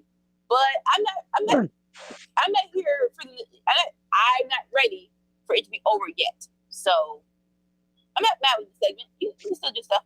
I mean, they've grown on me a little bit. You know, I think they've gotten better. I think the chemistry has gotten better. I kind of like the contrast between Axiom's kind of stoic professional demeanor and Frazier being more kind of like the lackadaisical, doesn't matter, kind of kick back, whatever guy. So I do like that. I think it works a little bit. It provides the tag team a little bit more personality. One of the problems is that NXT doesn't really have a big tag team division or any tag team division for all intents and purposes. So they're really one of the only tag teams there. So I understand why they're champions and why there's not a whole lot of people beating them or, even feuding with them per se. It'll be interesting to see who the new challengers will be next week. I'm kind of curious to see what they do. But I was at one point very pro breaking them up and letting them do their own thing. They're growing on me the more and more they're on and the more that I watch them. And I don't necessarily have as much of a problem with them together as I did before. And especially since you do have to have some sort of tag team struck, at least a few tag teams, if you're going to have a tag team division on NXT, you have belts, so you got to have something. So, I mean, you might as well have these two. I mean, you're not really doing anything else. So, yeah. That being said, that brings us to the main event of the night. It is Fatal Influence, Jasmine Nix, JC Jane, and Fallon Henley with Cora Jade and Roxanne Perez, the, I guess, established NXT stars versus the newcomers, Julia, Kalani Jordan, who's just as established. Oh, the other ones are fine. Jordan Grace of NXT fame and has made an appearance on, TNA fame, has made an appearance on NXT a few times with Julia and Stephanie Vicaire, the two big free agents that WWE has brought in and put on NXT to bolster the NXT women's roster. Looking at these 10 women, there's a couple of these things that aren't like the other, but for the most part, they're, I mean, all the women on the newcomers side, I think are all really good. I think that there's a few issues on the, NXT, I guess they calling themselves veteran squad. I mean, they're not calling themselves anything, but they're not the newcomers. Roxanne's definitely Roxanne's definitely the best of that. We've talked a lot about how bad Fatal Influence is, so it is what it is. And Cora Jade, none of us really like her. But, Roxanne's really the only one on that side that I think deserves main event billing. That being said, this match was solid. I thought it came off good. I thought everyone had decent spots. Obviously, as they should.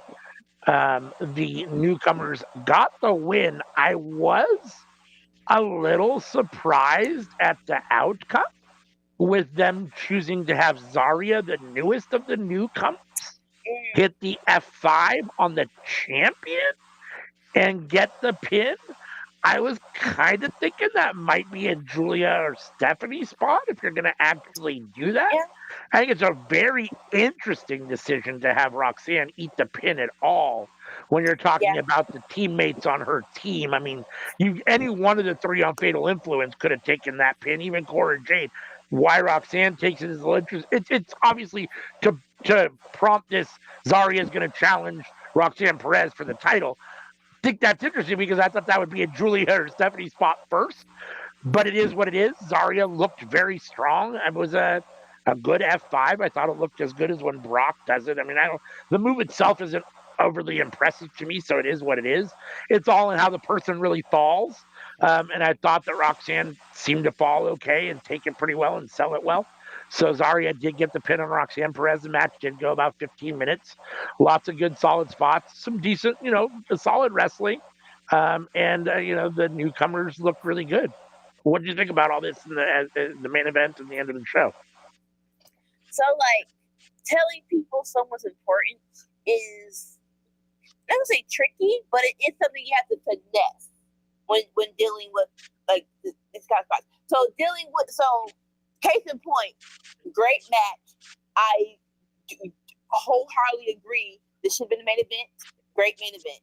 I guess in my mom. So dealing with new girl beating. What's her name? I don't be disrespectful. Zarya. Zarya pinning Roxanne. It's one of the things. It's like, yes, someone else could take the pin, but would have been more impactful if she got a pin on one of these, no offense, lesser people that's not Roxanne. You know what I'm saying? Right.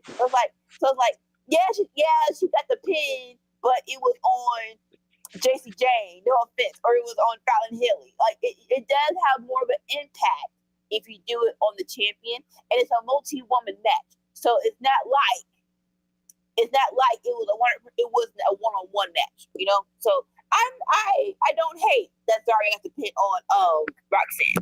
I don't. Side note, I love that Jordan Grace is in this match. So she's coming over, right? Like where Rumble happens, she's gonna be the beat. We can assume that pretty much. So right. Side note, one of the great spots of this match was Zarya and Jordan Grace having a little collision. I would not mind that match somewhere down the road sooner than later. So that would be very, very good. All in all, New Girls won. The future of the women's NXT division looks pretty bright. Like it's a couple of matches I'm invested in. I can't wait to see. So I don't know who gets what first, but give them all to me.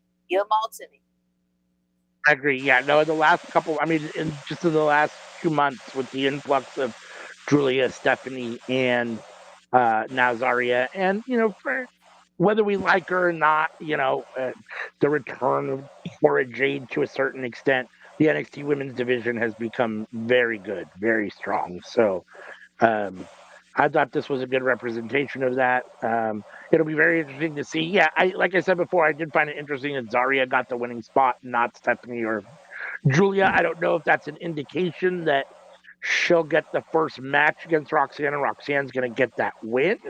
That, because I assume that either Stephanie or Julia at some point is going to take the title off of Roxanne. I wasn't expecting it necessarily to be Zarya, so I'm assuming that Zarya probably somehow takes a loss as the first, right? As the next person to the first of those three, I guess, to face Roxanne, if that's the way they're going to do it, and then one of those two ends up beating her for the title. I don't know. Hey, Sammy, you didn't have to see the show, but I'm sure you have some input as to out of these three who you think the next challenger for Roxanne should be, and or who should beat Roxanne ultimately, Stephanie, Zarya, or Julia. Obviously, you're a Julia fan, so you're probably a little biased, but not Zarya. Huh? Top extensive. Top I said, extensive. I said not Zarya. Not Zarya. Are you surprised to hear that she got the pin in that match? Yeah. I was also surprised hearing how the Trick Williams match went. Yeah. Yeah. Yeah, I A mean, I lot of definitely thought. surprises to this, and I don't think very good ones. Yeah, I mean, I don't necessarily have a problem with Zarya per se. I mean, they're. I just. It's interesting when you talk about. I mean, you make a big deal about having Julia and Stephanie Vicaire, who are two of the best women's wrestlers on the planet, and then you bring in a woman that is somewhat known, but not known in the same way or talked about in the same sentences or breaths with those two. And then she gets the win and the push here to a certain extent, or going over here to a certain extent, and looking very strong. I mean, hitting her finishing move right in the middle of the ring on the champion and essentially getting a clean pin. I mean, you're right. It's not a singles match, Anika, and it's not, it is what it is, but I do find that interesting. Yeah, I don't know that it's necessarily the wrong per se, but I do find it interesting because it does feel like they're almost trying to position Zarya maybe above Julia and Stephanie. I don't know. Maybe that's the wrong way to look at it. Maybe they're, like I said, maybe they're trying to position her first so that she's there to take the loss to make Roxanne look stronger when Julia or Stephanie actually beats them. I don't know.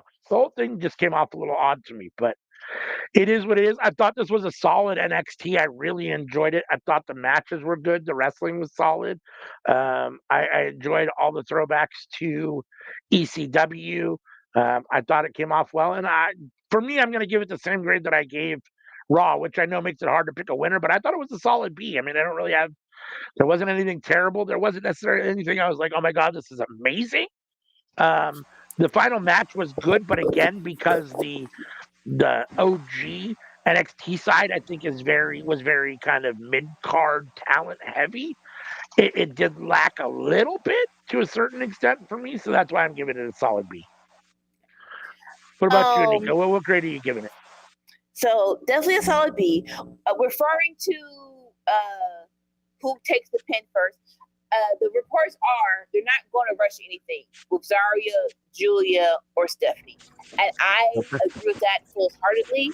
Like if you shoot your load too fast, you're not going to have anything to do for the rest of the year, and So or next year, right? I both of don't. you have this on par with Raw. Yes, Yes. as an entertainment factor, wrestling factor might be a little better than Raw. Actually, even though despite the couple of botches, wrestling wise, it might be a little bit better than Raw, but definitely Yeah. yes. And yeah, you can give me Zarya. I think you can do Zarya versus Roxanne, and Roxanne wins, and Zarya does not get downgraded because of it. I'm not sure if you can do that with. I don't think you can do that with Julia again. I don't think you can do that with Stephanie. So in that aspect, yeah, you give me Zarya and Roxanne now, and she loses, and then we'll further the other two girls. But yeah, B wrestling wise, maybe B plus. I think And wrestling wise is I think better it than Raw. benefited from being a special type of show with the ECW throwback and that kind of stuff, where Raw was just a basic Raw this week, and there wasn't anything on Raw that I thought really stood out. So, and it was with it being a special episode, and the stuff that happened, I thought it's definitely equal. Yeah, like Anika said, it may have even been a hair better, but I'm going to give them both the same grade. So that brings us to the end of that NXT for the week. And that means we're going to turn it over to Anika, who will now talk about AEW Dynamite from the same night. Good day, good day, good day. All right.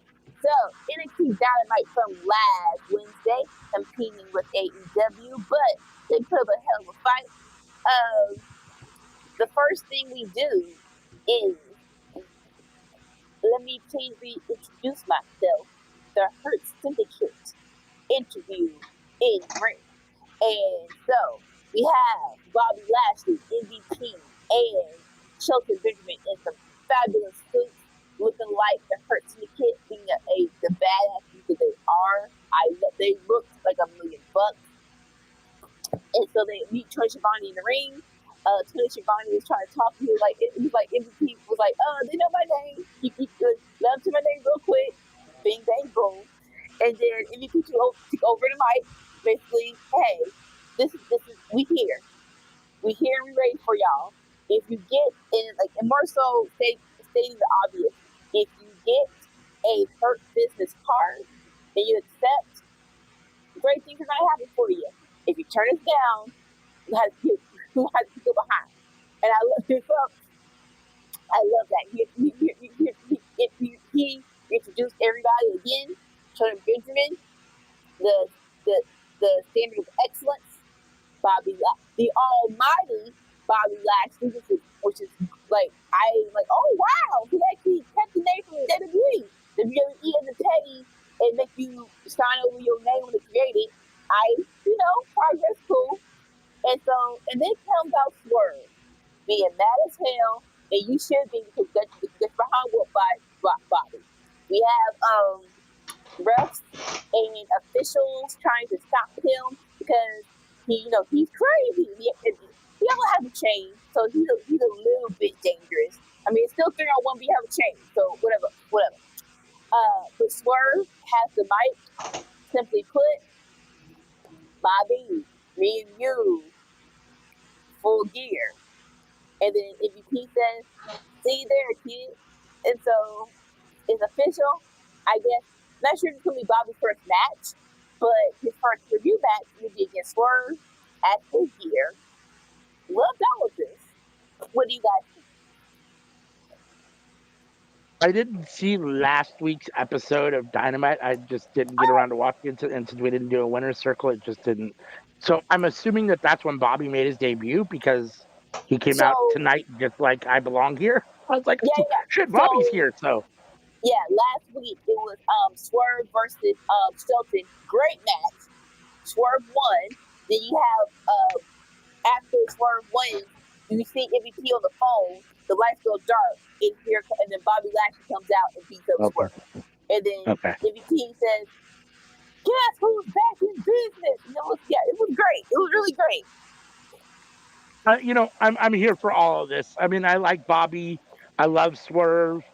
I'm glad that they're not, even though they have ultimately stuck three, black guys together. Wrestling has a tendency to stick like-minded or like-raced people together, and I'm glad that they're not just going to stick all black guys with the Hurt Syndicate. So I'm kind of glad to see that there's. I think that's what MVP wants. Yes, I'm sure, but it looks like there's going to be a little bit of rub there, at least from Swerve and some of the other ones too. Ricochet, obviously, as we'll see later. And they're wanting to lift young black men up in the industry with them. Right. So, no, I'm here for this. I think Swerve is a good first pay-per-view match for Bobby. I think Swerve and Bobby should be a good feud, and I'm here for all this. I thought this was very solid. I like the Hurt Syndicate, and I'm interested to see. I've never been the biggest Bobby Lashley fan, but I am interested to see what he does and how he's presented in AEW. Let's put it that way. Yeah. Sammy, any thoughts? I love Bobby Lashley. I am loving what the Hurt Syndicate is doing. Swerve is great. I'm excited for where this goes. Like, if you're looking for a complaint, you're not going to hear one from me about this. Yeah. Here's got a quick question, and maybe it's not a nitpick, but it's a question that I wonder if it is a nitpick. I understand that you're wrestling companies, and I understand that you have stars that have been on, that were members of the other wrestling company before. We talked earlier about competing and how AEW loses regularly in the ratings. Dynamite usually falls even to NXT in the ratings and what they have to do, and should they be competing against WWE or just trying to put on the best show that they can. I don't necessarily have a problem, and I like the Hurt Syndicate. I just wonder if it isn't too much of a copy of the Hurt Business, and I just wonder if it lacks a little bit of originality for a new company to take the same basic three guys, even if it's MVP's pitch, even if it's him coming to Tony and saying, I want to do this, and Tony just saying, sure, I think it sounds good. Whatever the case may be, deciding to do this, which is essentially the same thing you did at the other company already. I wonder if there's an issue there or a rub there. I don't know. We'll see how it comes off. I wonder if it looks a little like it lacks originality. I mean, if NXT wanted to run the Rascals all together, like I wouldn't complain, even though they Yeah, did that in Impact. yeah. And with the Hurt Syndicate is crazy because I didn't realize this until someone said it. This is their first time in front of a live audience. This group, Hurt Syndicate, was in the pandemic era, so most of their push was not in front of crowds. So even though it's an old group, they really didn't test how over they were in front of a live crowd, full force. So with that aspect, there's a thing of, okay, let's see how really over we are together. And you heard the crowd, they are. So in that aspect, I am like, okay, wow, it is kind of, even though it's an old group, it's actually kind of new. So we'll see how it goes. So that was the thing. I'm like, they've never been live in front of their first promo. Their first promo from the live crowd. I'm like, that's crazy to think about that. Didn't realize that. I mean, I never really realized that. But yeah, I guess timing wise, that's right. I mean, that's interesting to. Yeah, I didn't realize that. Right? And so it's like, for that aspect, I'm interested in seeing how they do with promos and all that and story building in front of a live crowd. Right. I mean, don't get me wrong. I don't think there's anything wrong with MVP leading a faction and all that stuff. I mean, you went so far as to give it almost the same name to a certain extent. I mean, all you did was change business to syndicate. Like, I mean, it just feels like a total copycat. But again, it is what it is, and I'm here for it. I'm willing to see what happens. I mean, it's sort of a situation of it wasn't broke, so why would you fix it? And more so give it a chance. No, I just, it's a different company, and I just wanting to put your own stamp on something. I don't know. It just feels like, should you just be, copycatting what other people do, whether it's broken or not, whether it worked or not. And it's just something about wanting to set yourself apart a little bit. But again, I mean, it's wrestling, and it is what it is. I mean, it's the same stars from the same, whatever company it is, it's all the same stars. So I mean, the biggest difference is now there's not going to be as much micromanaging, and you're not going to have writers in the back who don't know who Bobby Lashley is. Yes, in theory. Yeah. And more so just give me the chance. Like I think with any WWE star that comes to AEW, they want to like you don't. We can safely say some of these acts in WWE did not have a full chance to develop into how big they could be. So when you go to AEW, it's like I really think this idea could have worked if we had enough time or enough effort. Let's put that to the test. It's a fresh start. We're gonna see if it actually would have worked to the best. I'll be right back in just one sec. Okay, to the best and highest use. Would this have let's see if it could have actually been a great thing to pandemic act. All right, and so that leads us to our first in-ring match where we have. So it's no longer BCC. I'm kind of sad about that. So I'm like, Death Riders. It's the John Moxley's group is officially called the Death Riders. To that I say, yeah, because the only person who's missing is Daniel Bryan, and the only new person is Maurice Spear. So it's like it's still BCC. I'm like, I don't understand why they need a new name, even though I mean the whole reason for the name Blackpool Combat Club was William Regal, and William Regal is long gone from the company. But there was still Blackpool Combat Club when he looked like a year. Like he looked, a year. So so that wasn't the issue. Because William Regal was the bond that conjoined Bryan Danielson and John Moxley. Bryan Danielson is gone. So what do we need that glue to hold the two together? I guess. Like the pieces are separated, scrape the glue off. No, because or just break going on here. Or No, just, break the pieces apart and keep the glue stuck. If that's what you want. no, like again, I get it in a sense, but it was kind of no more BCC. So okay, but yeah. So Death Riders, more There's specifically, actually 2 new members. You also got Pac. yeah, and Pop and Claudio is in this tag team match going against OC and Darby Allin. It hit off to a great start. Jeff Hardy's come out first. OC comes up by himself. He eggs Claudio and Pac up the ramp. And of course, it's big! His crazy behind flies off the freaking top of the freaking tunnel. But it's Darby, so that really doesn't stop me. Awesome match.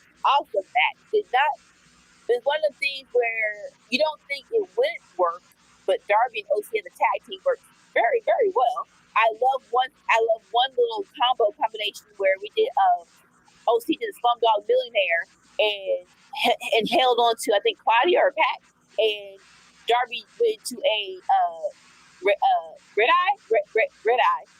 And so like, oh, that was a nice little combination. Unfortunately, no one in this match should lose just yet. So screwy finish. Maria Shafir just comes in like a house on fire and butt kicks the freaking ref out the ring. And like, hold on, wait, okay, I guess so. Fine, match over.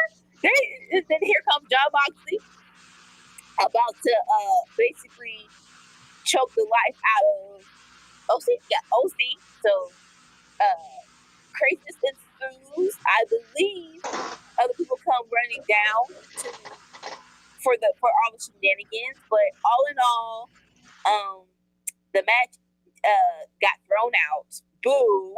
I really like when you really enjoy a match, you want a winner, and I get it because I don't think anybody should win. Anybody should lose, but to that point, if you don't know who to pick, don't book the match. For me, I was like, how the hell is this not the main event until the finish and where it was a no contest? And then I was like, oh, okay.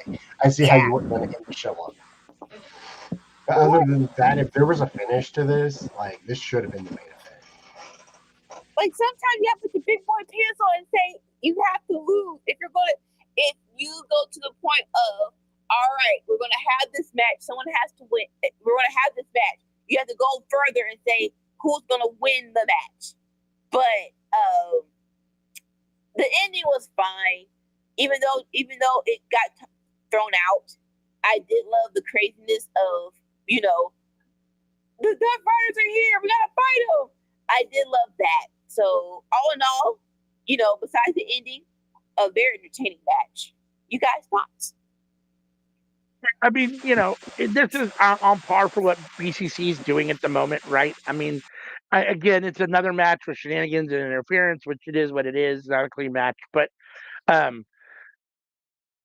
it's right on par for Blackpool Combat Club at the moment, and I don't have a problem with any of it. I think it works fine. And again, like Anika said, where either, well, if you're going to insist on booking a match where you're convinced that nobody can really take a loss, I guess this is as good a way as any to have it end. I mean, you have to come up with some sort of finish, I suppose.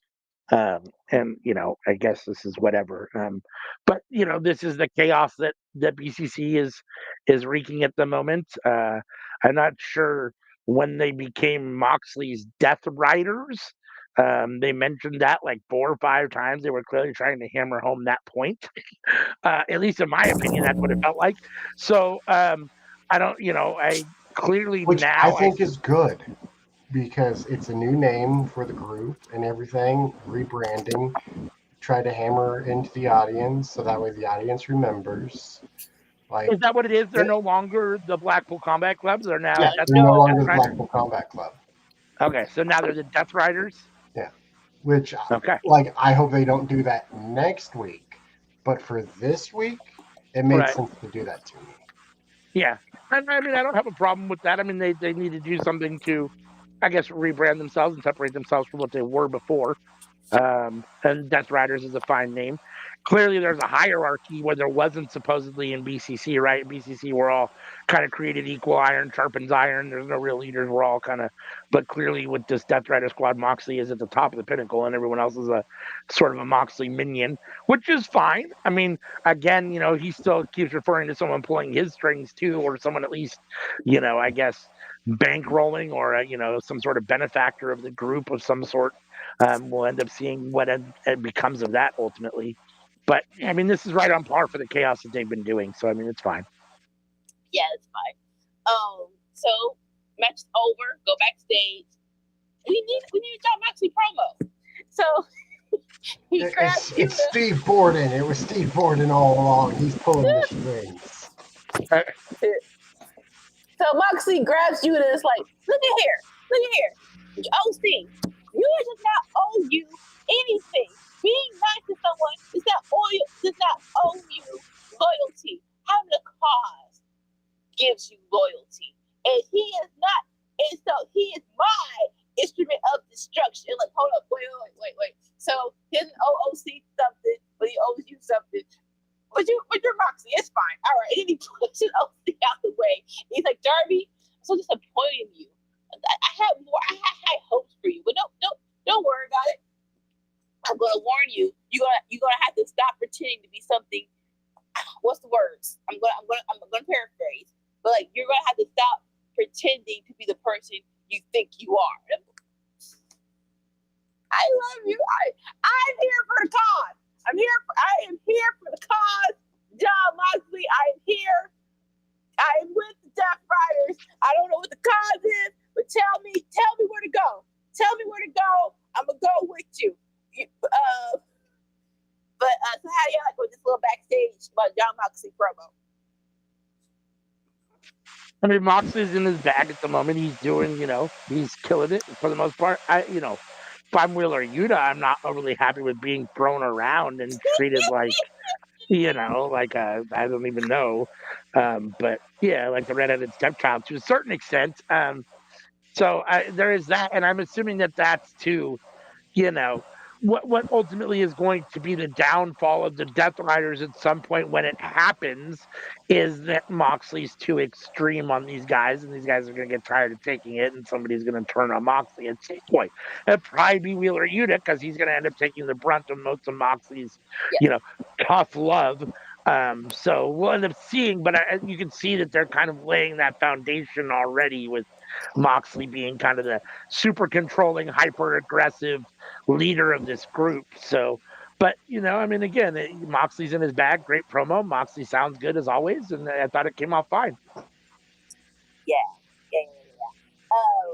Side note, Claudio is still that dude. I want more for Claudio. Like I didn't say this in the match, but his having OC and going from backbreaker to rib crack to backbreaker to I'm like, let him go. You're breaking up again. Claudio is so freaking special. Like, it is crazy. Cash up Workforce Wrestling so he can get some better headphones. But I would definitely, if I was building a roster, I would be drafting Claudio because, like, goddamn, that dude is something else. I want more for him, and we're going to talk more about this because something is coming back, and I hope he gets more shine this go around. But yeah, great match, great segment. All right, next up, wait, my notes, they're right there. Boom. All right, so we have another match. Learning Tree versus Conglomeration because it's a Jericho program, which means it has to last way longer than it should have. But hey, it's this disqualification match. Not sure they have a name for it. Really don't care. I disagree. What? Like with them getting this much time, like you got Tomohiro Ishii. Like, yes, please have that man on my screen. I'm not complaining about time if that time includes Tomohiro Ishii. Look, I love Ishii, but we don't need Ishii versus Jericho. Give me Ishii versus anybody else. Hey, give me Ishii versus Big Bill or Brian Keith. But Jericho being in here, boo. That being said, I will say I do appreciate the effort into, hey, it feels like some of them know we don't like y'all know we don't like y'all. We're gonna try our darndest to make this match great. So I do appreciate that for all these competitors. Maybe the tail of it is a whole lot of chair spots, a whole lot of ladder spots. Ishii gets the pin, and rightfully so, because we're gonna get Ishii versus Jericho and whatever comes up next for the ROH Championship. Not sure. I don't think Ishii's gonna win. I'm all for him winning, but I don't think he's gonna win. But match wise, the match was fine. But I'm over Jericho. I am. I'm so over Jericho, and that sucks because, like you said, Ishii's in here, Big Bill's in here, Mark Briscoe's in here, Kyle O'Reilly is here. I love Kyle O'Reilly doing the guillotine to Big Bill before he gets trying to prevent him from getting put through a table. It really is like, if you just take Jericho out of this equation, I care more. It is what it is. What do you guys hate Jericho too much. I don't. I hate him. No. It's clouding your appreciation for the match. No. Sometimes you have to acknowledge that something in one of these things is not like the other, and take it behind freaking home. I thought the match. I appreciate the match, but sometimes it just be that way, where it's like, bruh, just let him go freaking home. I thought the match itself was fine. Here's my problem with what's going on with the learning tree. I think the idea of Jericho taking people under his wing, i.e. Big Bill and Brian Keith, both guys that need probably some guidance and some tutelage. Not that they're bad talkers or anything like that, but they can benefit from the rub of being with someone like a Jericho. I think they've missed the boat here on this. I think this should have been Jericho outside with his clipboard being the coach as opposed to the wrestler. He should have had Brian Keith and Big Bill in these matches, and he should be outside lodging criticisms, telling them what to do, trying to fire them up, as opposed to being the wrestling focus of the Learning Tree team. And I think I think they've missed the boat there. I don't need to see Jericho really wrestle anymore. I don't need to see Jericho on my TV anymore, but I really don't need to see him wrestle anymore. Ishii versus Big Bill and or Brian Keith would have been much better here, in my opinion. It is what it is. I mean, Tony Khan still is convinced that Chris Jericho is a draw. And I'm not saying he's not. I just don't see it the same way. And that's fine. I'm not the owner of a wrestling company. So no one cares about what I think. But, and I have no say in what's going on. But for me, I think that this would have been a better storyline. And if Jericho was kind of on the outside, just being kind of the manager, trainer, and letting Big Bill and Brian Keith do the bulk of the wrestling. That's what I would prefer here. But Honestly, it is what it is. I feel that. We should have more of Jericho being ringside for these guys' matches instead of having these guys ringside for Jericho's matches. I mean, the learning tree, you guys are supposed to be learning and he's supposed to be teaching, and so they should be getting the matches and he should be teaching them. They have segments watching film or whatever they're going to do to show what's going on. But he should be more of a coach than the quarterback of the team, which is what they still have him doing. I mean, and I believe even though Brian Keith I believe you're starting to see what happens every time you have a Jericho, what we're calling Jericho Vortex. I mean, they're getting a rub, and at the same time, they're also held down. They're not getting the ability to really stand on their own. They're not getting the ability to have a lot of matches and show what they can do. They're basically there to support Chris Jericho.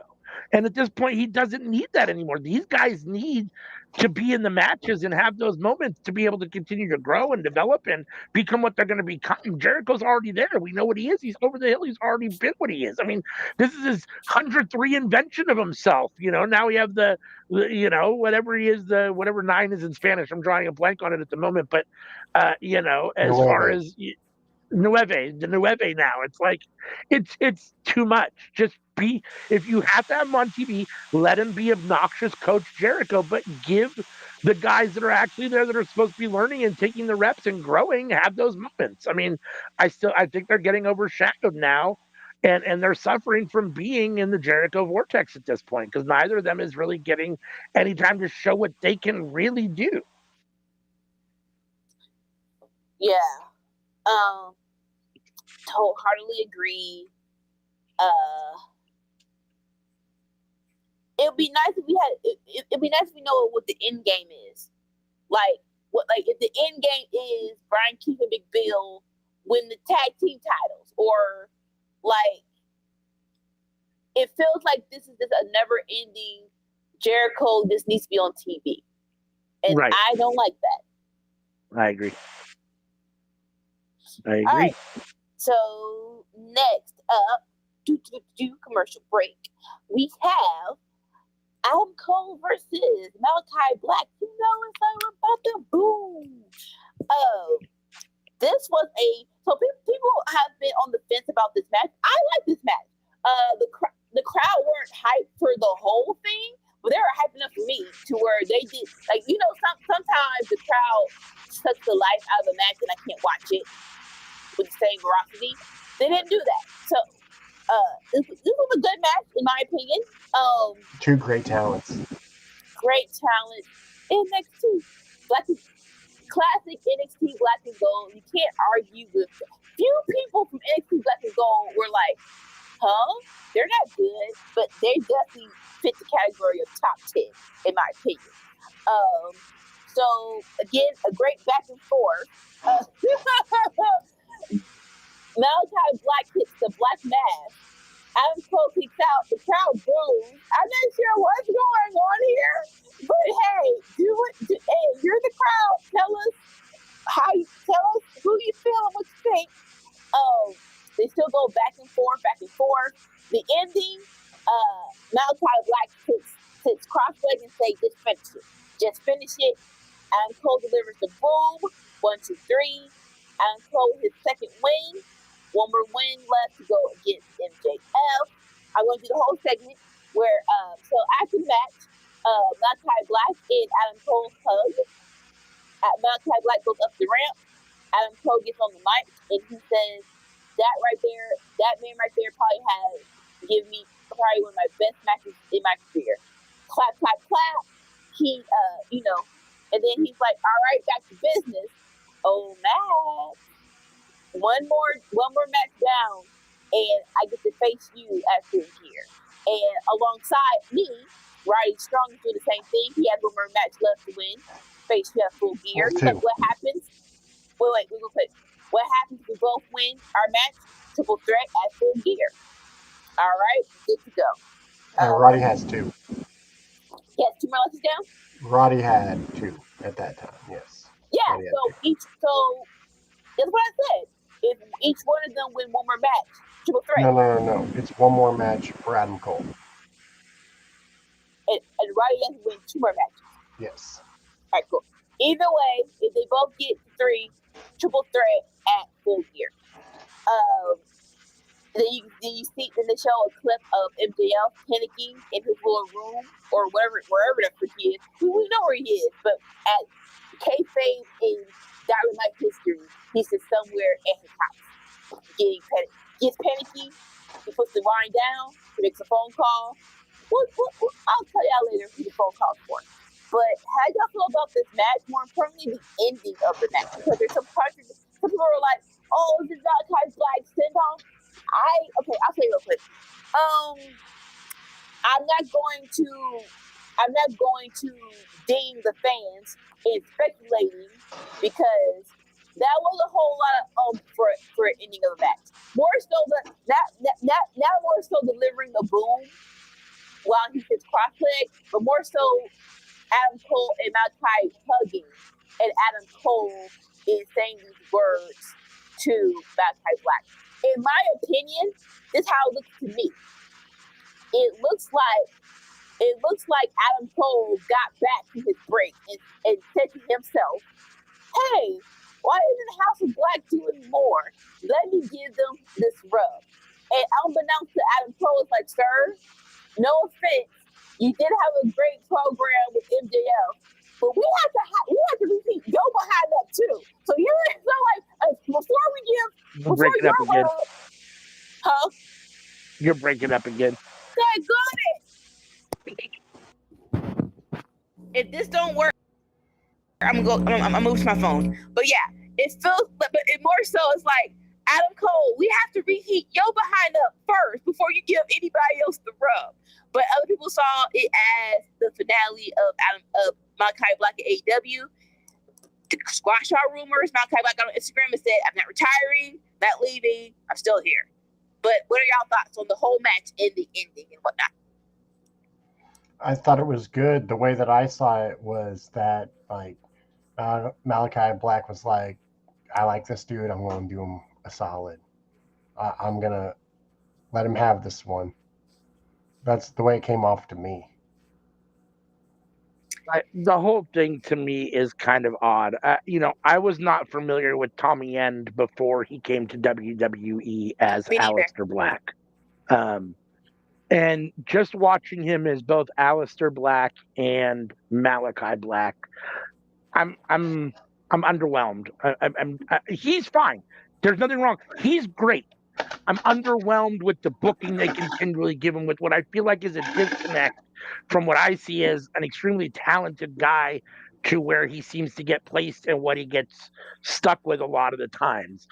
I'm not sure I understand why he's the guy taking the loss here. This is a good match. I get it. You want to have a good match. You know Adam Cole is going to win. He has to win these 3 matches to have his match with MJF. There's no unpredictability there. So you're feeding Malachi Black to Adam Cole, and I don't understand why you can't come up with something better creatively for a guy that's so talented. But it's happened in WWE, and now it seems to be happening in AEW. And I don't know. I can't put my finger on why. There's got to be some sort of reason there. I don't get it. But I'm a little underwhelmed overall. I think he's fine, but just with everything that we get from him in general and just where he gets booked and all that stuff. My best guess is that the fans aren't behind him enough for anybody to really give him the push.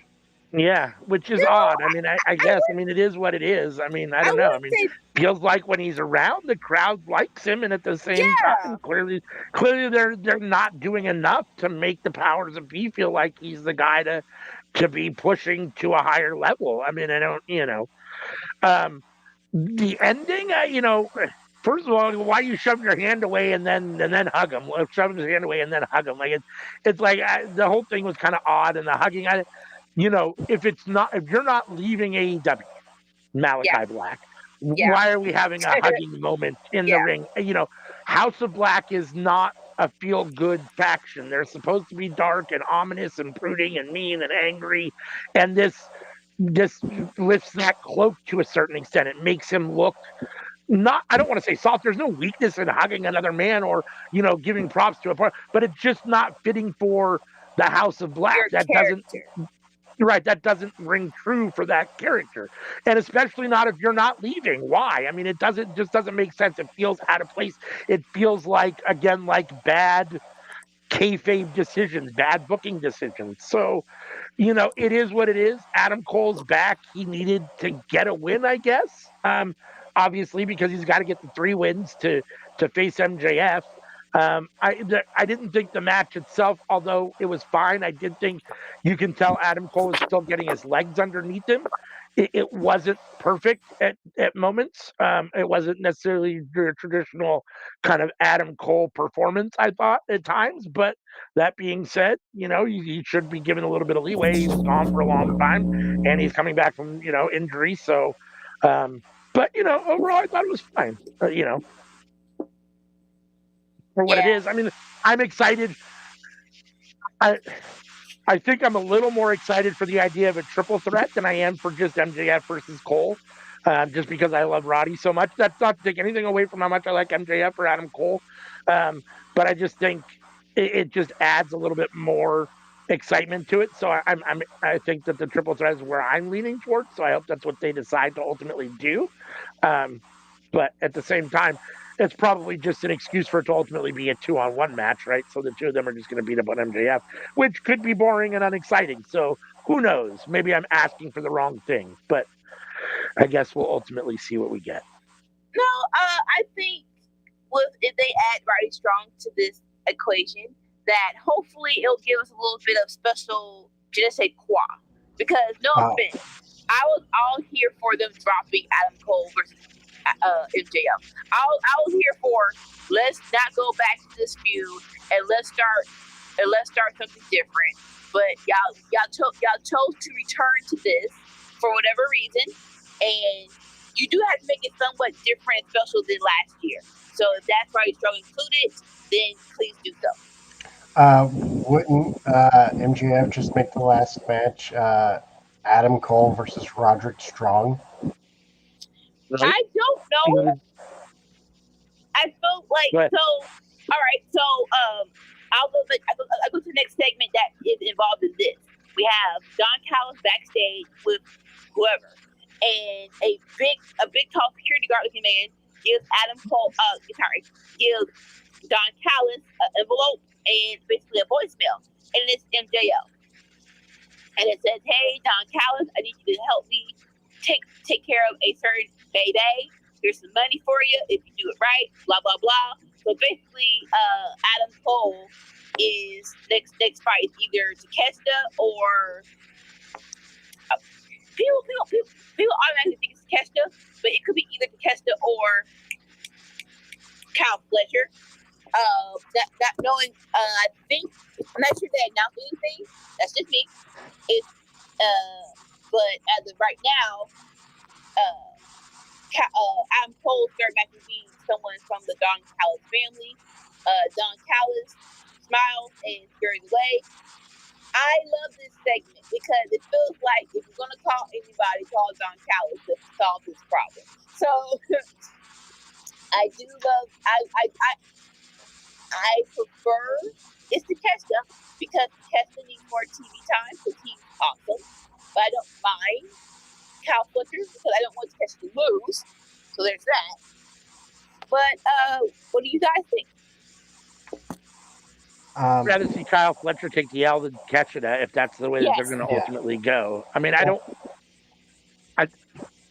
I'm so torn. To me, Kyle Fletcher and Takeshita are so, at this point in my mind, they're really on the same level. I mean, Kyle Fletcher is amazing, as is Takeshita. So they're both, I feel like they're kind of right on the same level in my mind. So I don't necessarily want either of them to take a loss.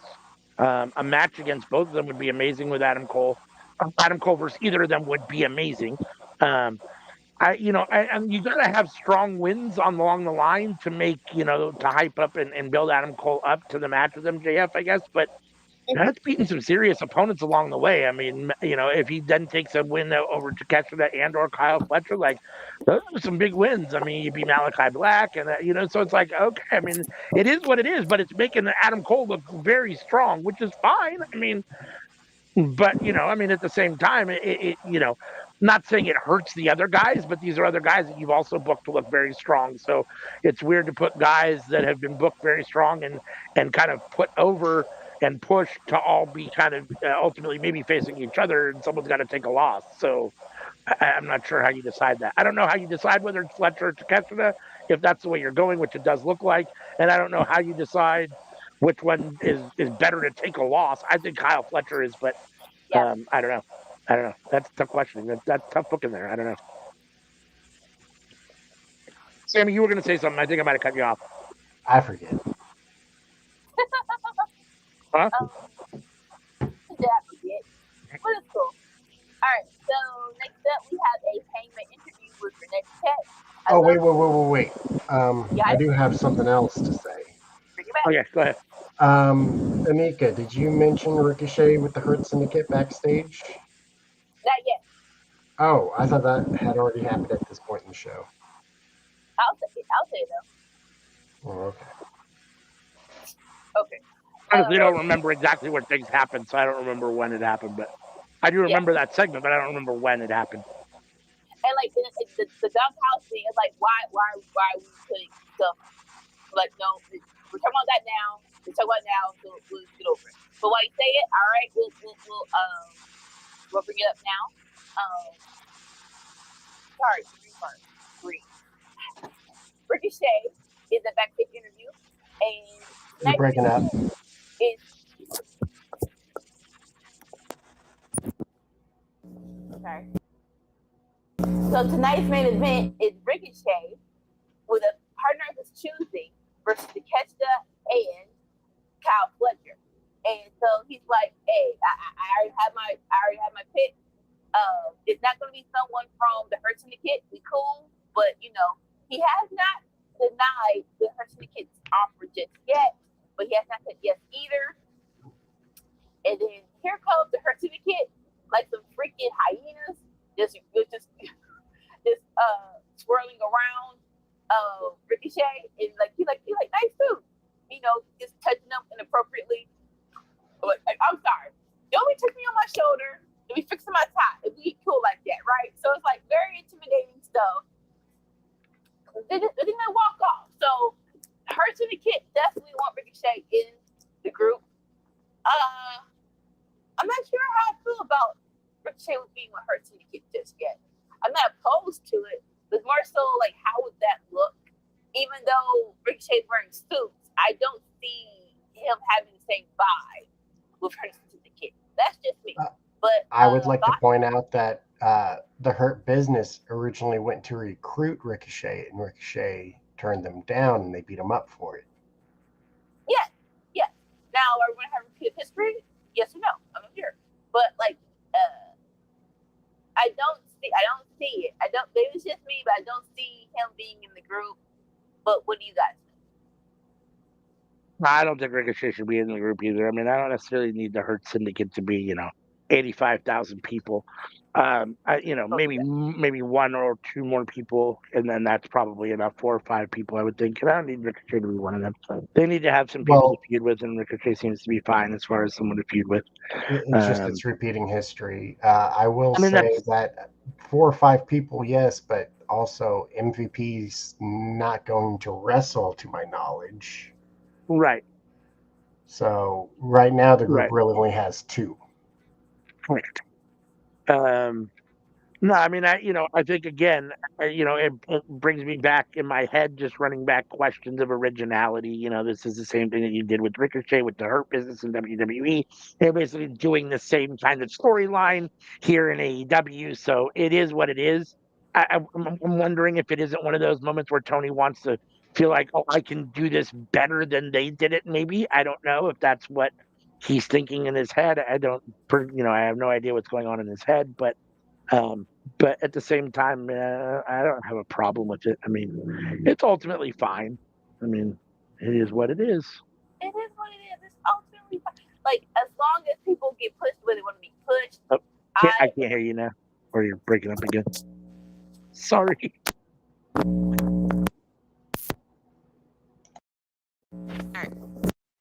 As long as people get pushed, how they deserve to be pushed. I'm not hating on any of this, right? All right.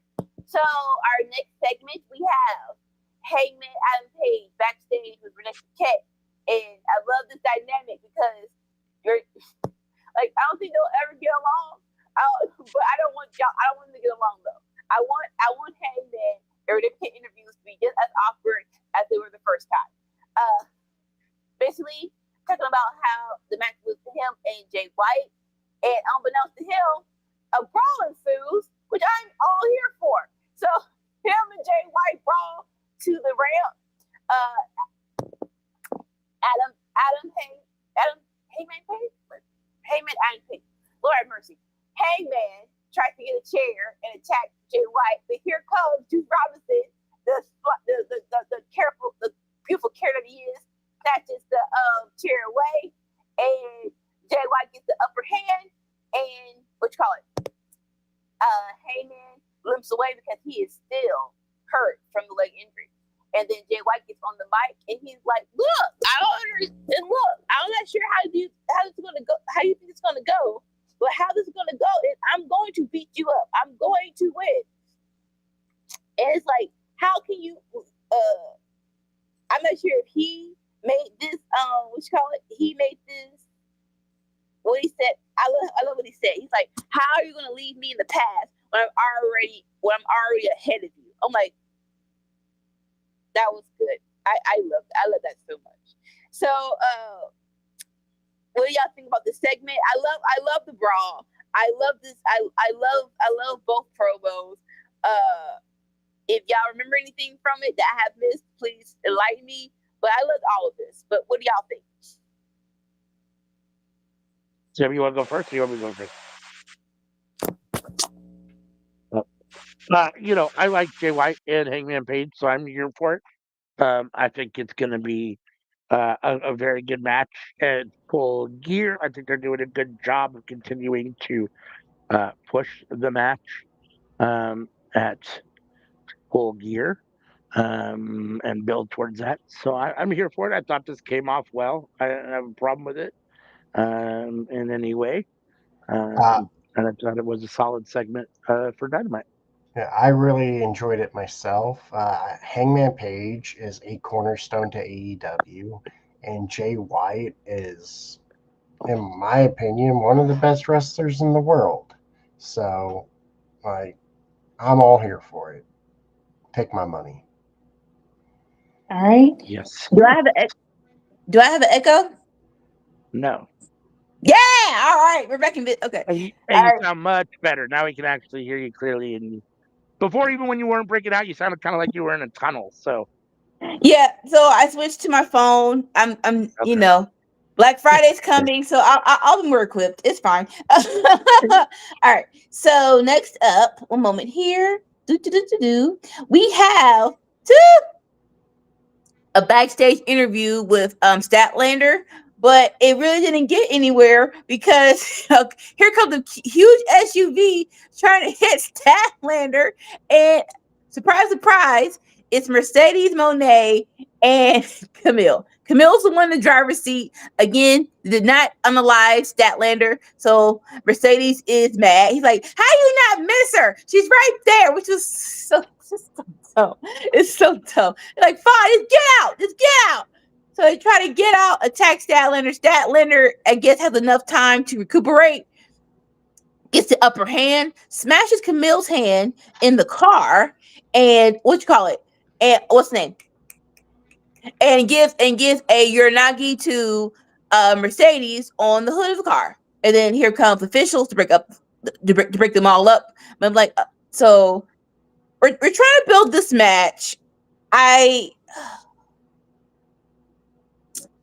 don't know what this build needs.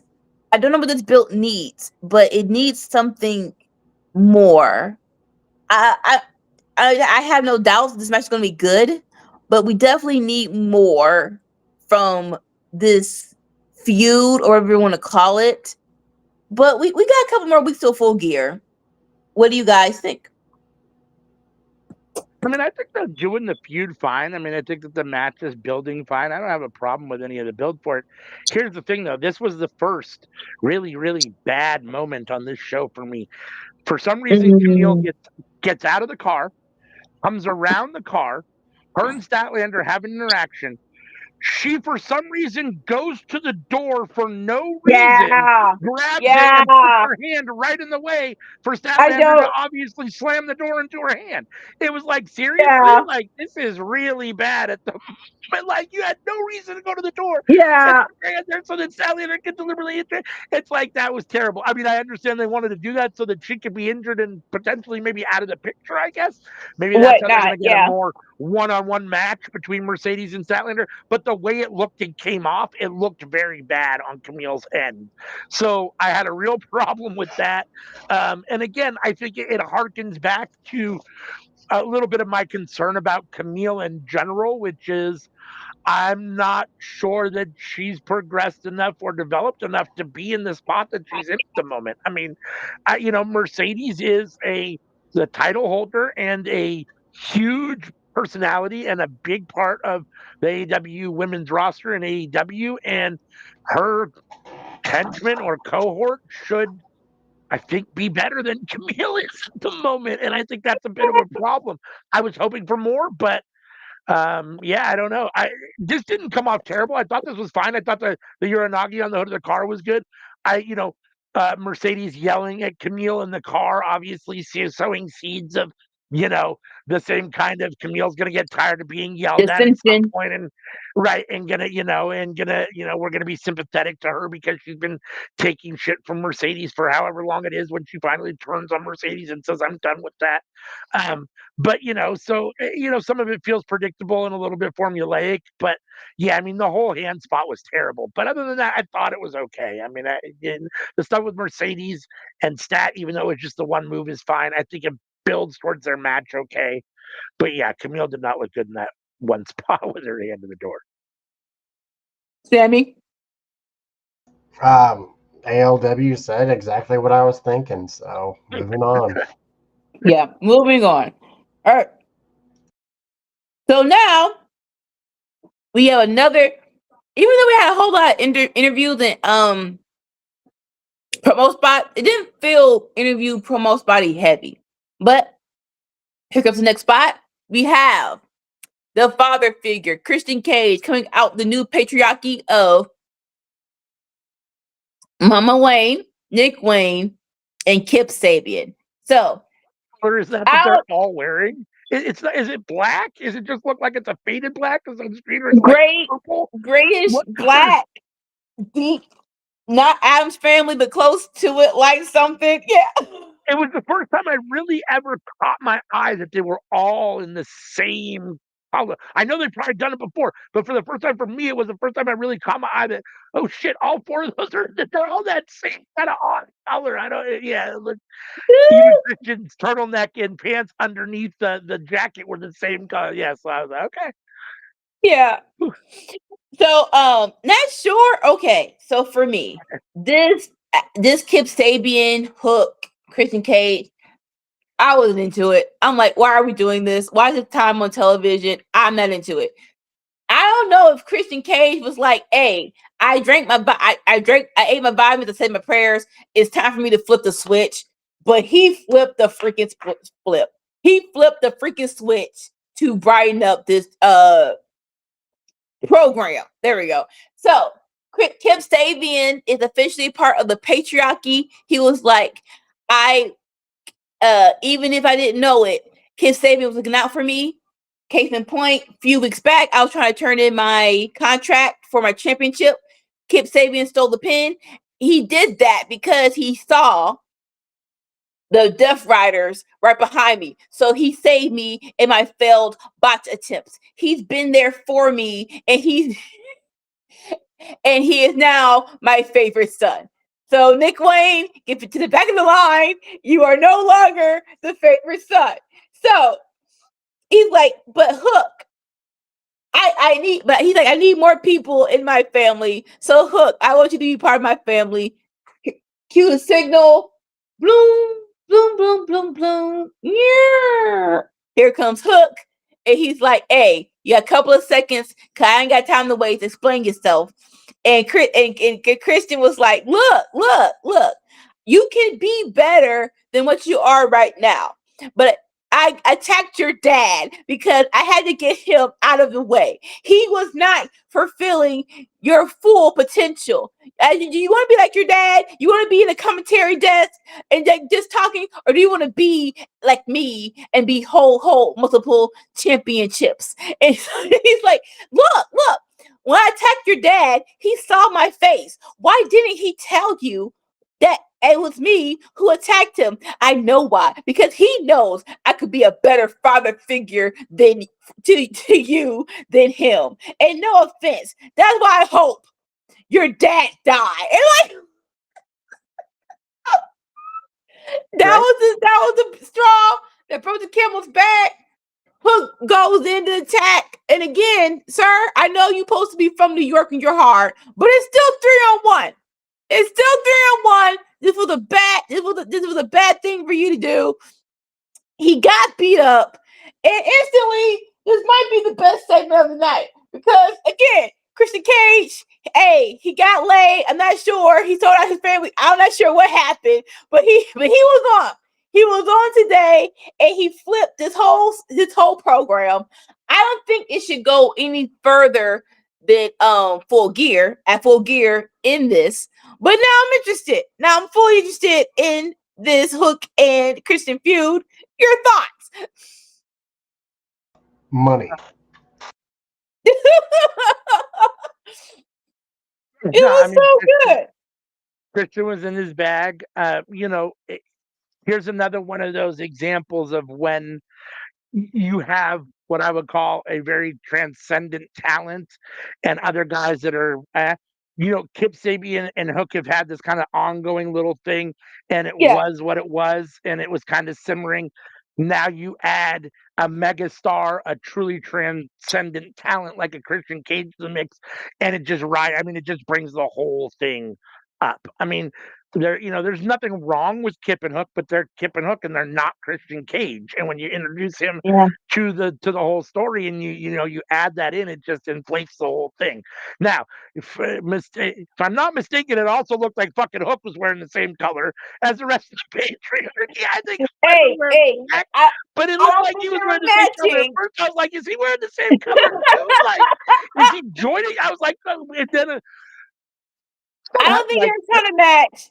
Black usually Hook wears black, so I don't think that was a coincidence. What was I gonna say? When they took out Taz and we were talking about who it was gonna be and what the story was gonna be, I wanted to just make sure that it was something that made sense and was decent. This at least makes sense and is decent. It's not overly exciting, but at least it fits the kayfabe story. This is classic Christian Cage. This is, something he would do, take out somebody else's dad so that you can recruit the kid. It feels like it works. It's a little maybe uninspired, but it feels like it works. The stuff with Hook coming in, trying to give everybody the red rum was a little much. When you come in to fight 3 people at one time, you're probably not going to be serving too many German suplexes. So there's a little bit of that, but wrestling's guilty of that. That's not exclusive to Hook. Wrestling's guilty of having those kind of bad moments a lot where it's, you have to suspend that disbelief about whether this is, real or not, as far as would it even take place like that. So that being said, it's fine. I mean, Hook said few words, which is where so far he's been the best, when he just says a couple words and it's left more to the fighting. I do think the fighting still needs to progress a little bit more. I think his move set and his needs to be a little bit more diverse, but it's fine. I mean, is the match ultimately now going to be Cage versus Hook? If that's the match, I'm much more here for that than I am for Kip and Hook. So I didn't, I thought this came out fine for what it was. I really dug it. I think Christian Cage is great. I think he's especially great on the mic, which is a perfect pairing to Hook, who, doesn't do much mic work. And this is the best pairing you can do looking at the roster. I can't think of a better pairing. Yeah. Point blank period. Yep. All right. I think ultimately at this point, I kind of want Hook to join the patriarchy. I think he'd be cool with Christian. What did you think? I kind of want to see that. So Let's just see. Taz has to come back and has to kind of take his son back. Maybe comes off somehow, gets brainwashed, to a certain extent by Christian, and then Taz has to come back and bring him back to the light or whatever the case may be. I don't know, but I wouldn't mind seeing Hook with the patriarchy for a little while. Yeah. Yeah. All right. So next up, women's match. Yay! Only 5 minutes. Boo. Is Jamie Hayter. That's a shame because of the talent in the match. Oh, jeez, I just sneezed. So yes, it's Jamie Hayter versus Penelope Ford. Did not know this. They had this match 2 years ago, and Penelope Ford got hurt. So all right, give me a little history to give me a little more hype. Penelope Ford looked great. Penelope Ford looked great. Jamie Hayter looked great. They both looked like they didn't miss a beat, in my opinion. Like I said, unfortunately, it was only 5 minutes. Hayter won with the Haterade. I don't know what to say that we haven't already said. It's like I could have really done with 5 more minutes. Like, I think these are two phenomenal talents on the women's roster. I feel like Jamie Hayter has Penelope Ford has especially been shortchanged in her tenure in AEW. And Jamie Hayter, we're just cooking with her again because she's been gone for so long. Penelope Ford was gone for so long. She just came back like 2 weeks ago. Like, it's great seeing these women. I just wish that they had more time. Yeah. And with Jamie Hayter, real is like unleashed. Like, I know we're trying to wait for people to come back and blah blah blah. And you don't want people to look. Your women's division needs help. So it's time to get all of your stupid little rules of who should win, who should lose, when is it too soon. Throw them out the freaking window. Release Jamie Hayter and let her go against Mariah May. I don't really care who wins or lose, honestly. If you want to get the belt, you want to put the belt on Jamie Hayter, do that. Because she's Jamie freaking Hayter. She's Jamie freaking Hayter. Close aside how like I love the promo beforehand. She still talks like she's a badass because she is. Like beforehand, she was like, "You made the biggest mistake of your life. I'm gonna kick your behind." So she's still Jamie freaking Hayter. And so like before you, I'm not gonna say bury her, but she loses all that all that build up she was building for the past since she's got since 2000 to 2022 or 3, all that progress to make her a star before she loses that because you don't put her in a star position. Let's do it now. Let's do it now. Stop waiting on people to come and stop waiting on stuff that you think is suitable for Mariah May more specifically. Any other thoughts? I feel like she was also a tag team person for many years, and I feel like she always outshines whoever her partner is. Like when she was in the tag team with Blair Davenport, I felt like she outshined Blair Davenport. And then when she came to AEW, they paired her up with Britt Baker, and I felt like she outshined Britt Baker when she was with Britt Baker. And Britt Baker's like who they consider their biggest star. I think Jamie Hayter's undeniable. I mean, they could try. I think you can try to do what you want to try to temper it, but I think she's undeniable, and I think everyone knows that. So it doesn't really matter where you put her in; she's going to thrive. That being said, as Anika made a comment of, because I'm sure she knew it was coming from me, what in the hell was Jamie Hayter wearing? I have no idea what that outfit was.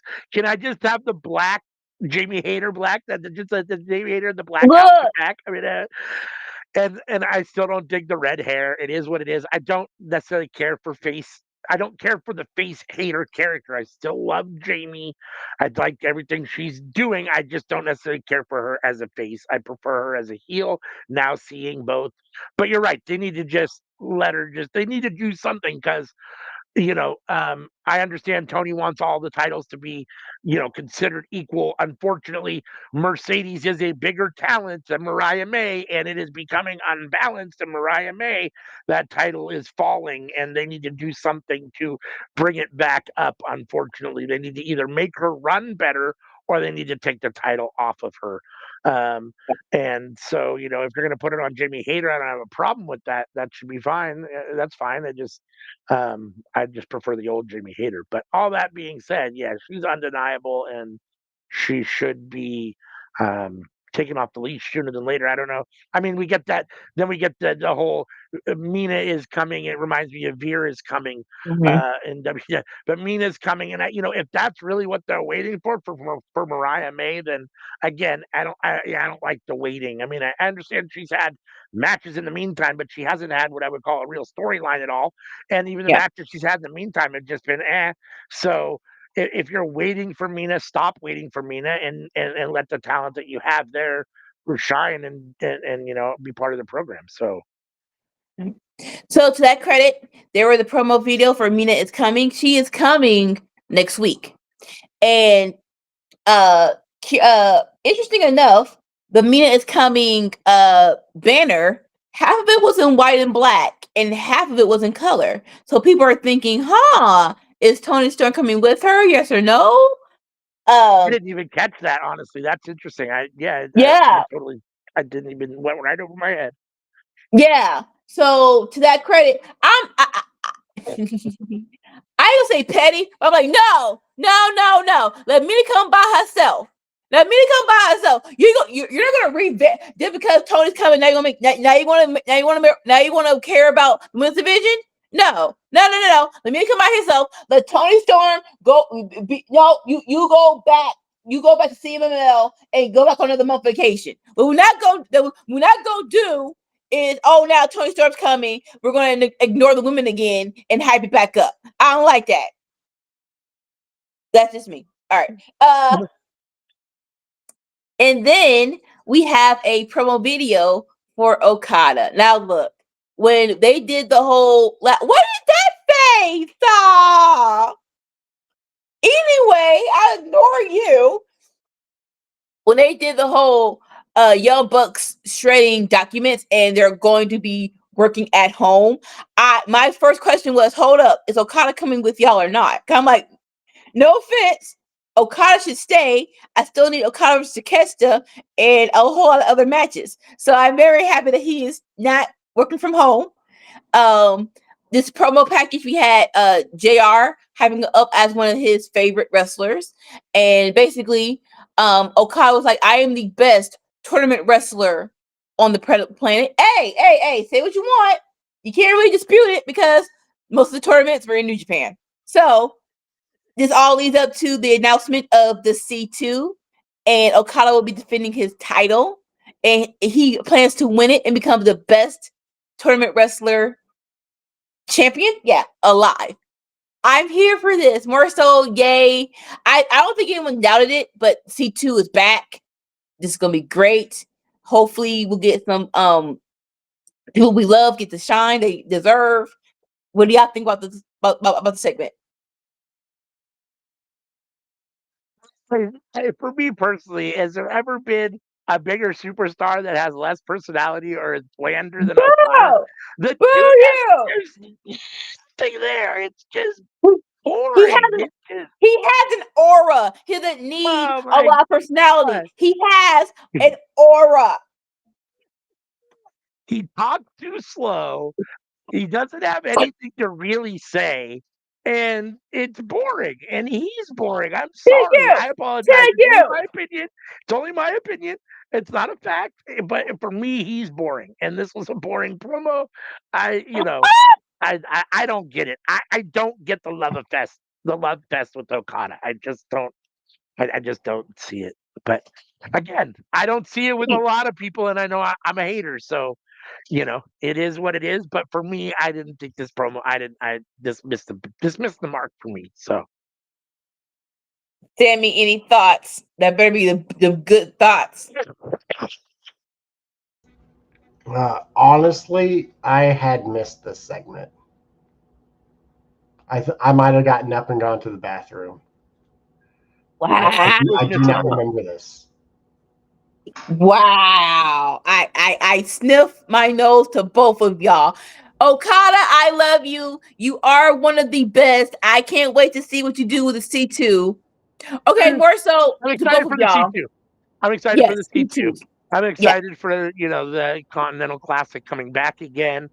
I have no idea what's going on. I'm kind of hoping that maybe we'll get the return of Eddie Kingston with the Continental Classic. I'm hoping maybe he'll come back to be in it again.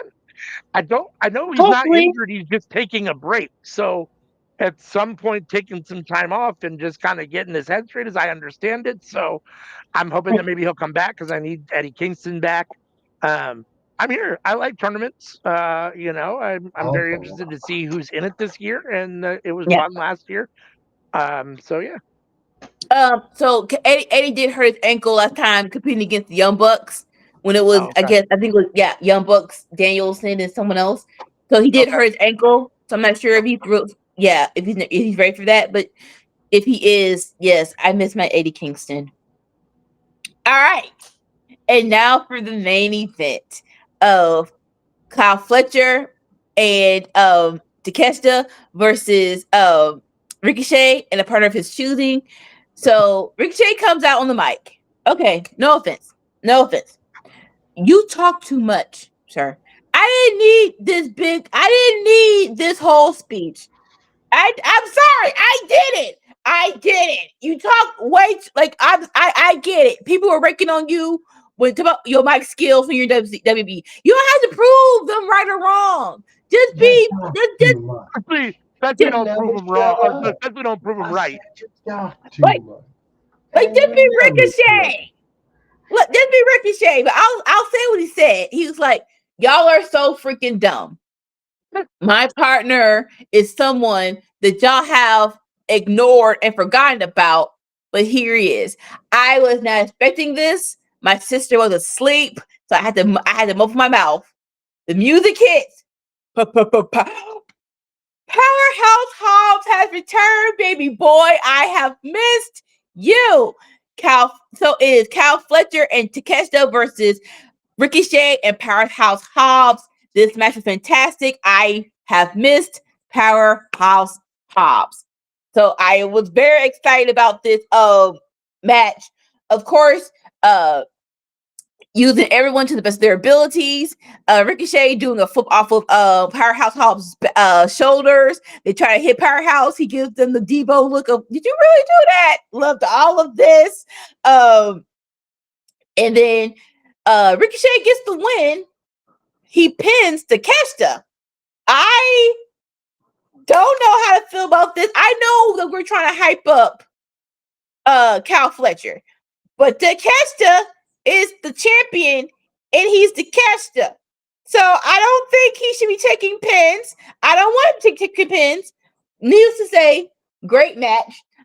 They try to beat up Ricochet and Powerhouse, but here comes that crazy Brit, bro. Will Ospreay in for the save, into attack Cal Fletcher because you hurt me deeply. Now I got beat your behind.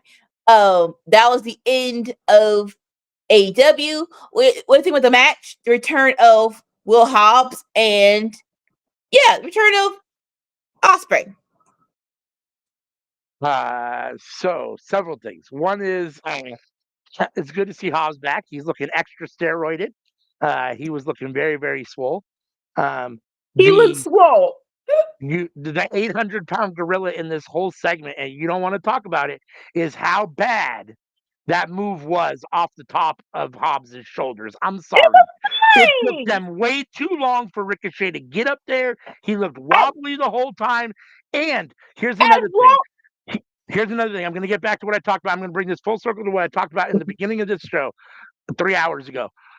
With the evolution of camera angles and the evolution of wrestling, they have to do something about fixing over the top rope moves because Takeshita and Kyle Fletcher were in the camera standing there with their hands up, waiting to catch yeah, Ricochet. It looked bad from the it whole was time it bad. took from him being wobbly on their shoulders, never getting totally upright because Hobbs' arms aren't actually long enough to let him get all the way upright. So he's half bent over the whole time.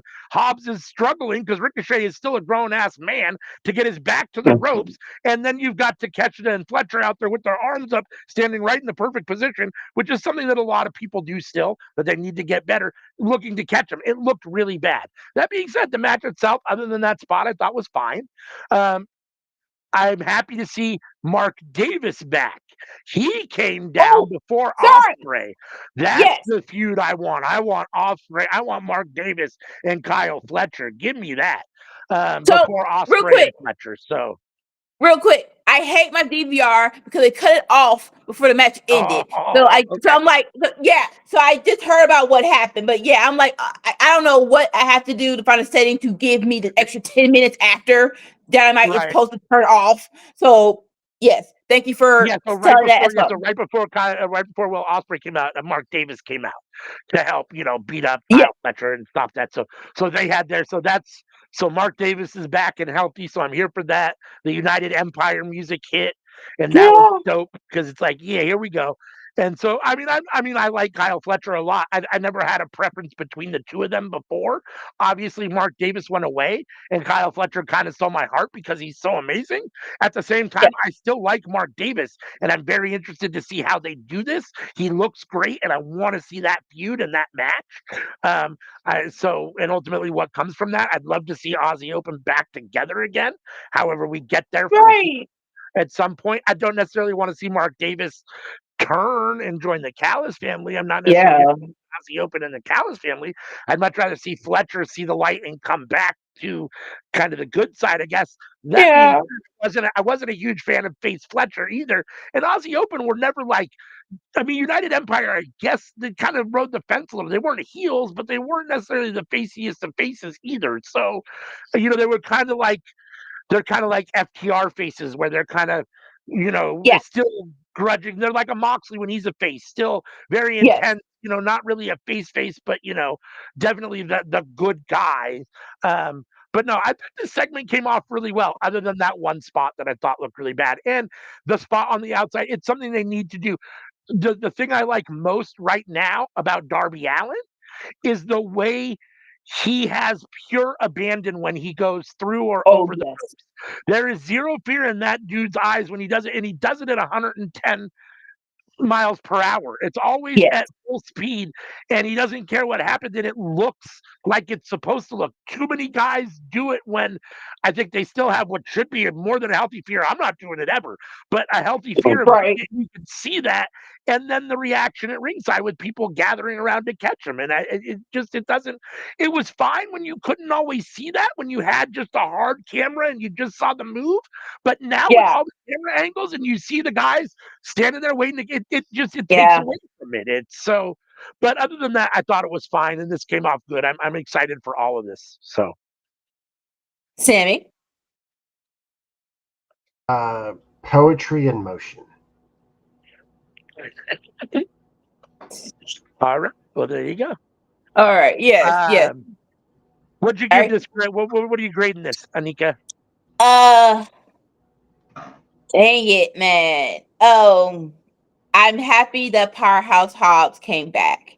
Her kit looked good. I love Death Riders and OC, but I didn't like the ending. Don't give two craps about Jericho. I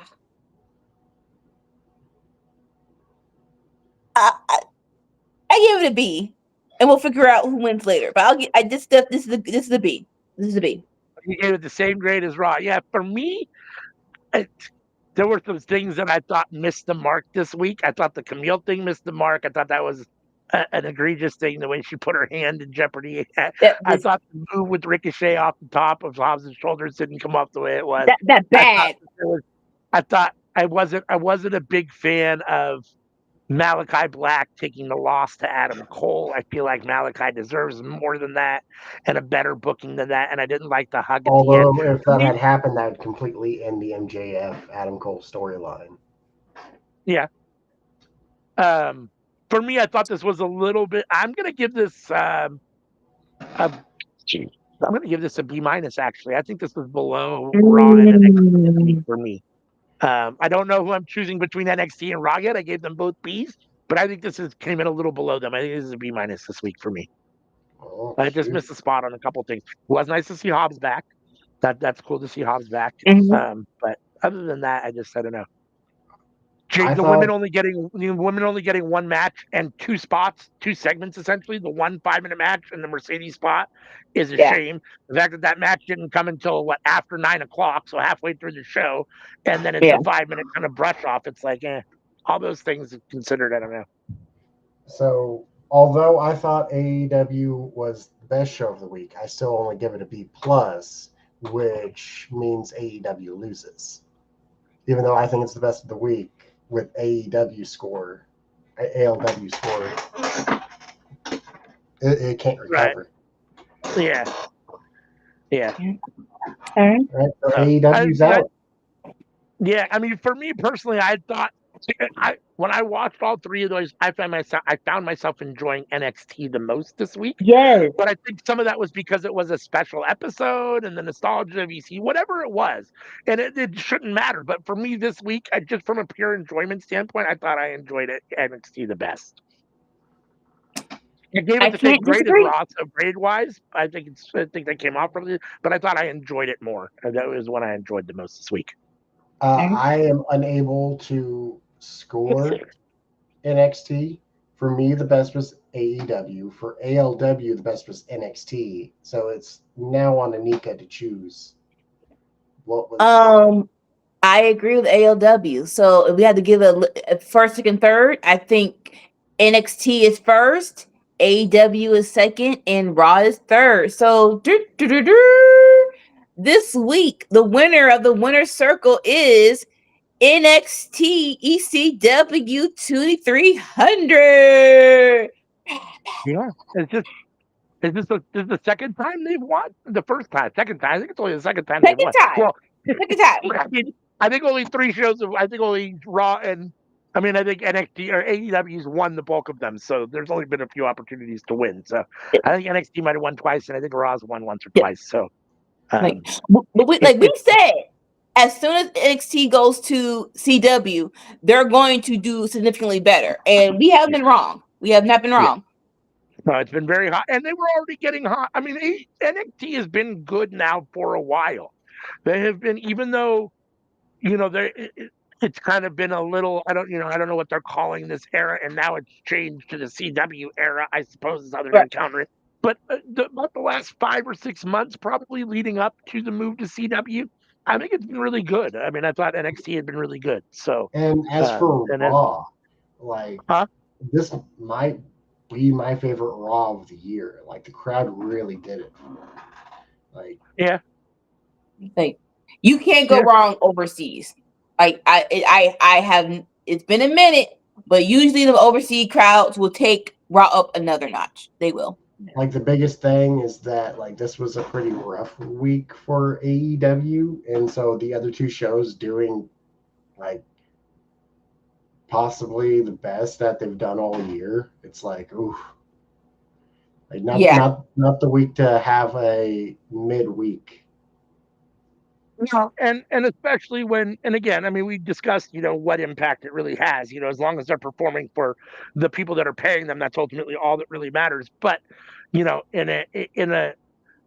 world where you're ultimately, competing for a market share and you're on the same night as NXT and you're getting beat pretty handily. I mean, it's not just in ratings, but just by enjoyment of the show. I mean, your show just, in my opinion, the show wasn't as good. So, which, I'm not sure ratings is an indication necessarily of who has the better show opinion wise for me any day. It just is who's watching. I mean, NXT's been around longer, WWE has more of a following, all those kinds of things.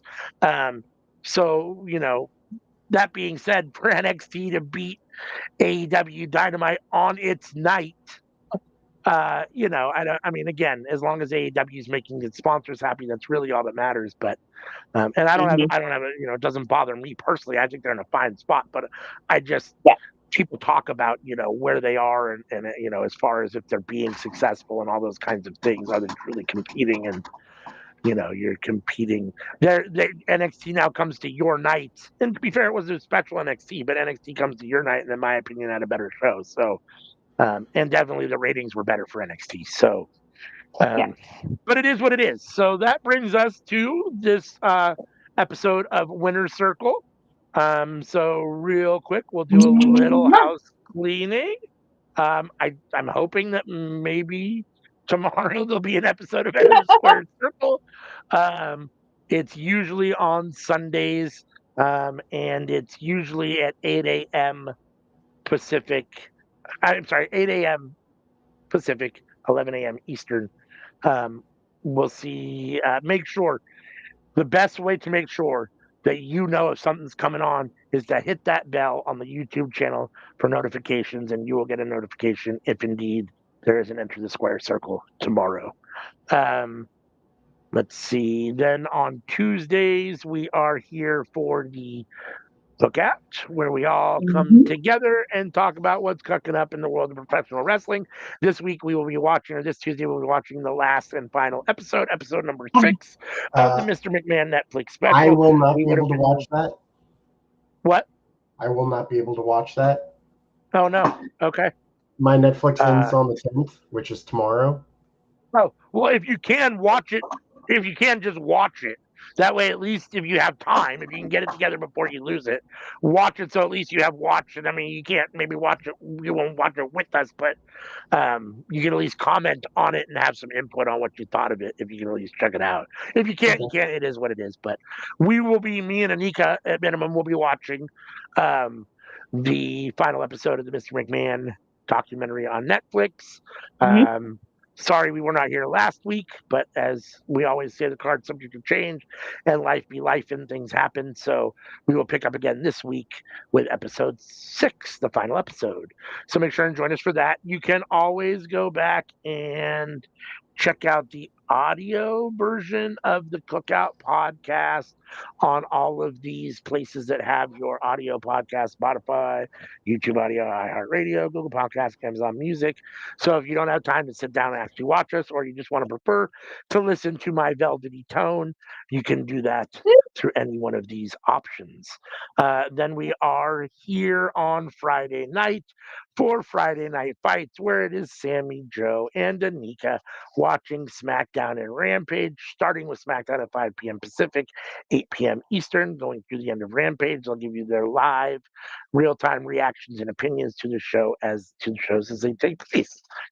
Then Saturday mornings, which are here with us now, we are here for the Winner's Circle, where we review, myself, Anika, and Sammy Joe, review Raw, NXT, and Dynamite, and pick our favorite show of the week, grade them, and then pick our favorite show of the week and declare a winner, i.e., for the name Circle. So, as Anika does, so, and then Saturday nights, we are here, try to be here normally for Saturday Nights All Right for our live Collision watch along, starting at 5 p.m. Pacific, 8 p.m. Eastern. I'm pretty sure we will be here tonight.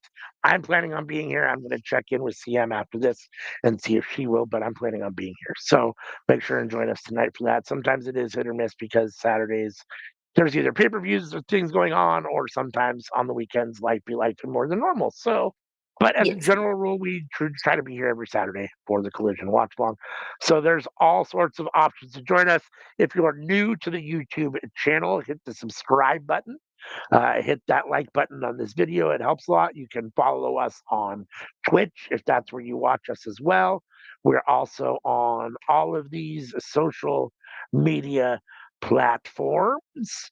You can catch us at all these places. And if you scan this QR code that I'm about to put up here in a minute, that will take you to Linktree, which from Linktree, you can get to all of the social media, all of our different social media places from one place. Sorry, I took it down probably too quick. So there is that QR code. Again, I'll leave it up a little bit longer, but please interact with us wherever you find us. We are everywhere, and we love to hear from you. Give us a follow, join us wherever we're at. So let's see. Still learning Restream here a little, so it takes me a little time to get some of these overlays down and back, and there's a little bit of a lapse. But that being said, unless you guys have anything else to say, we'll say peace and get up out of here.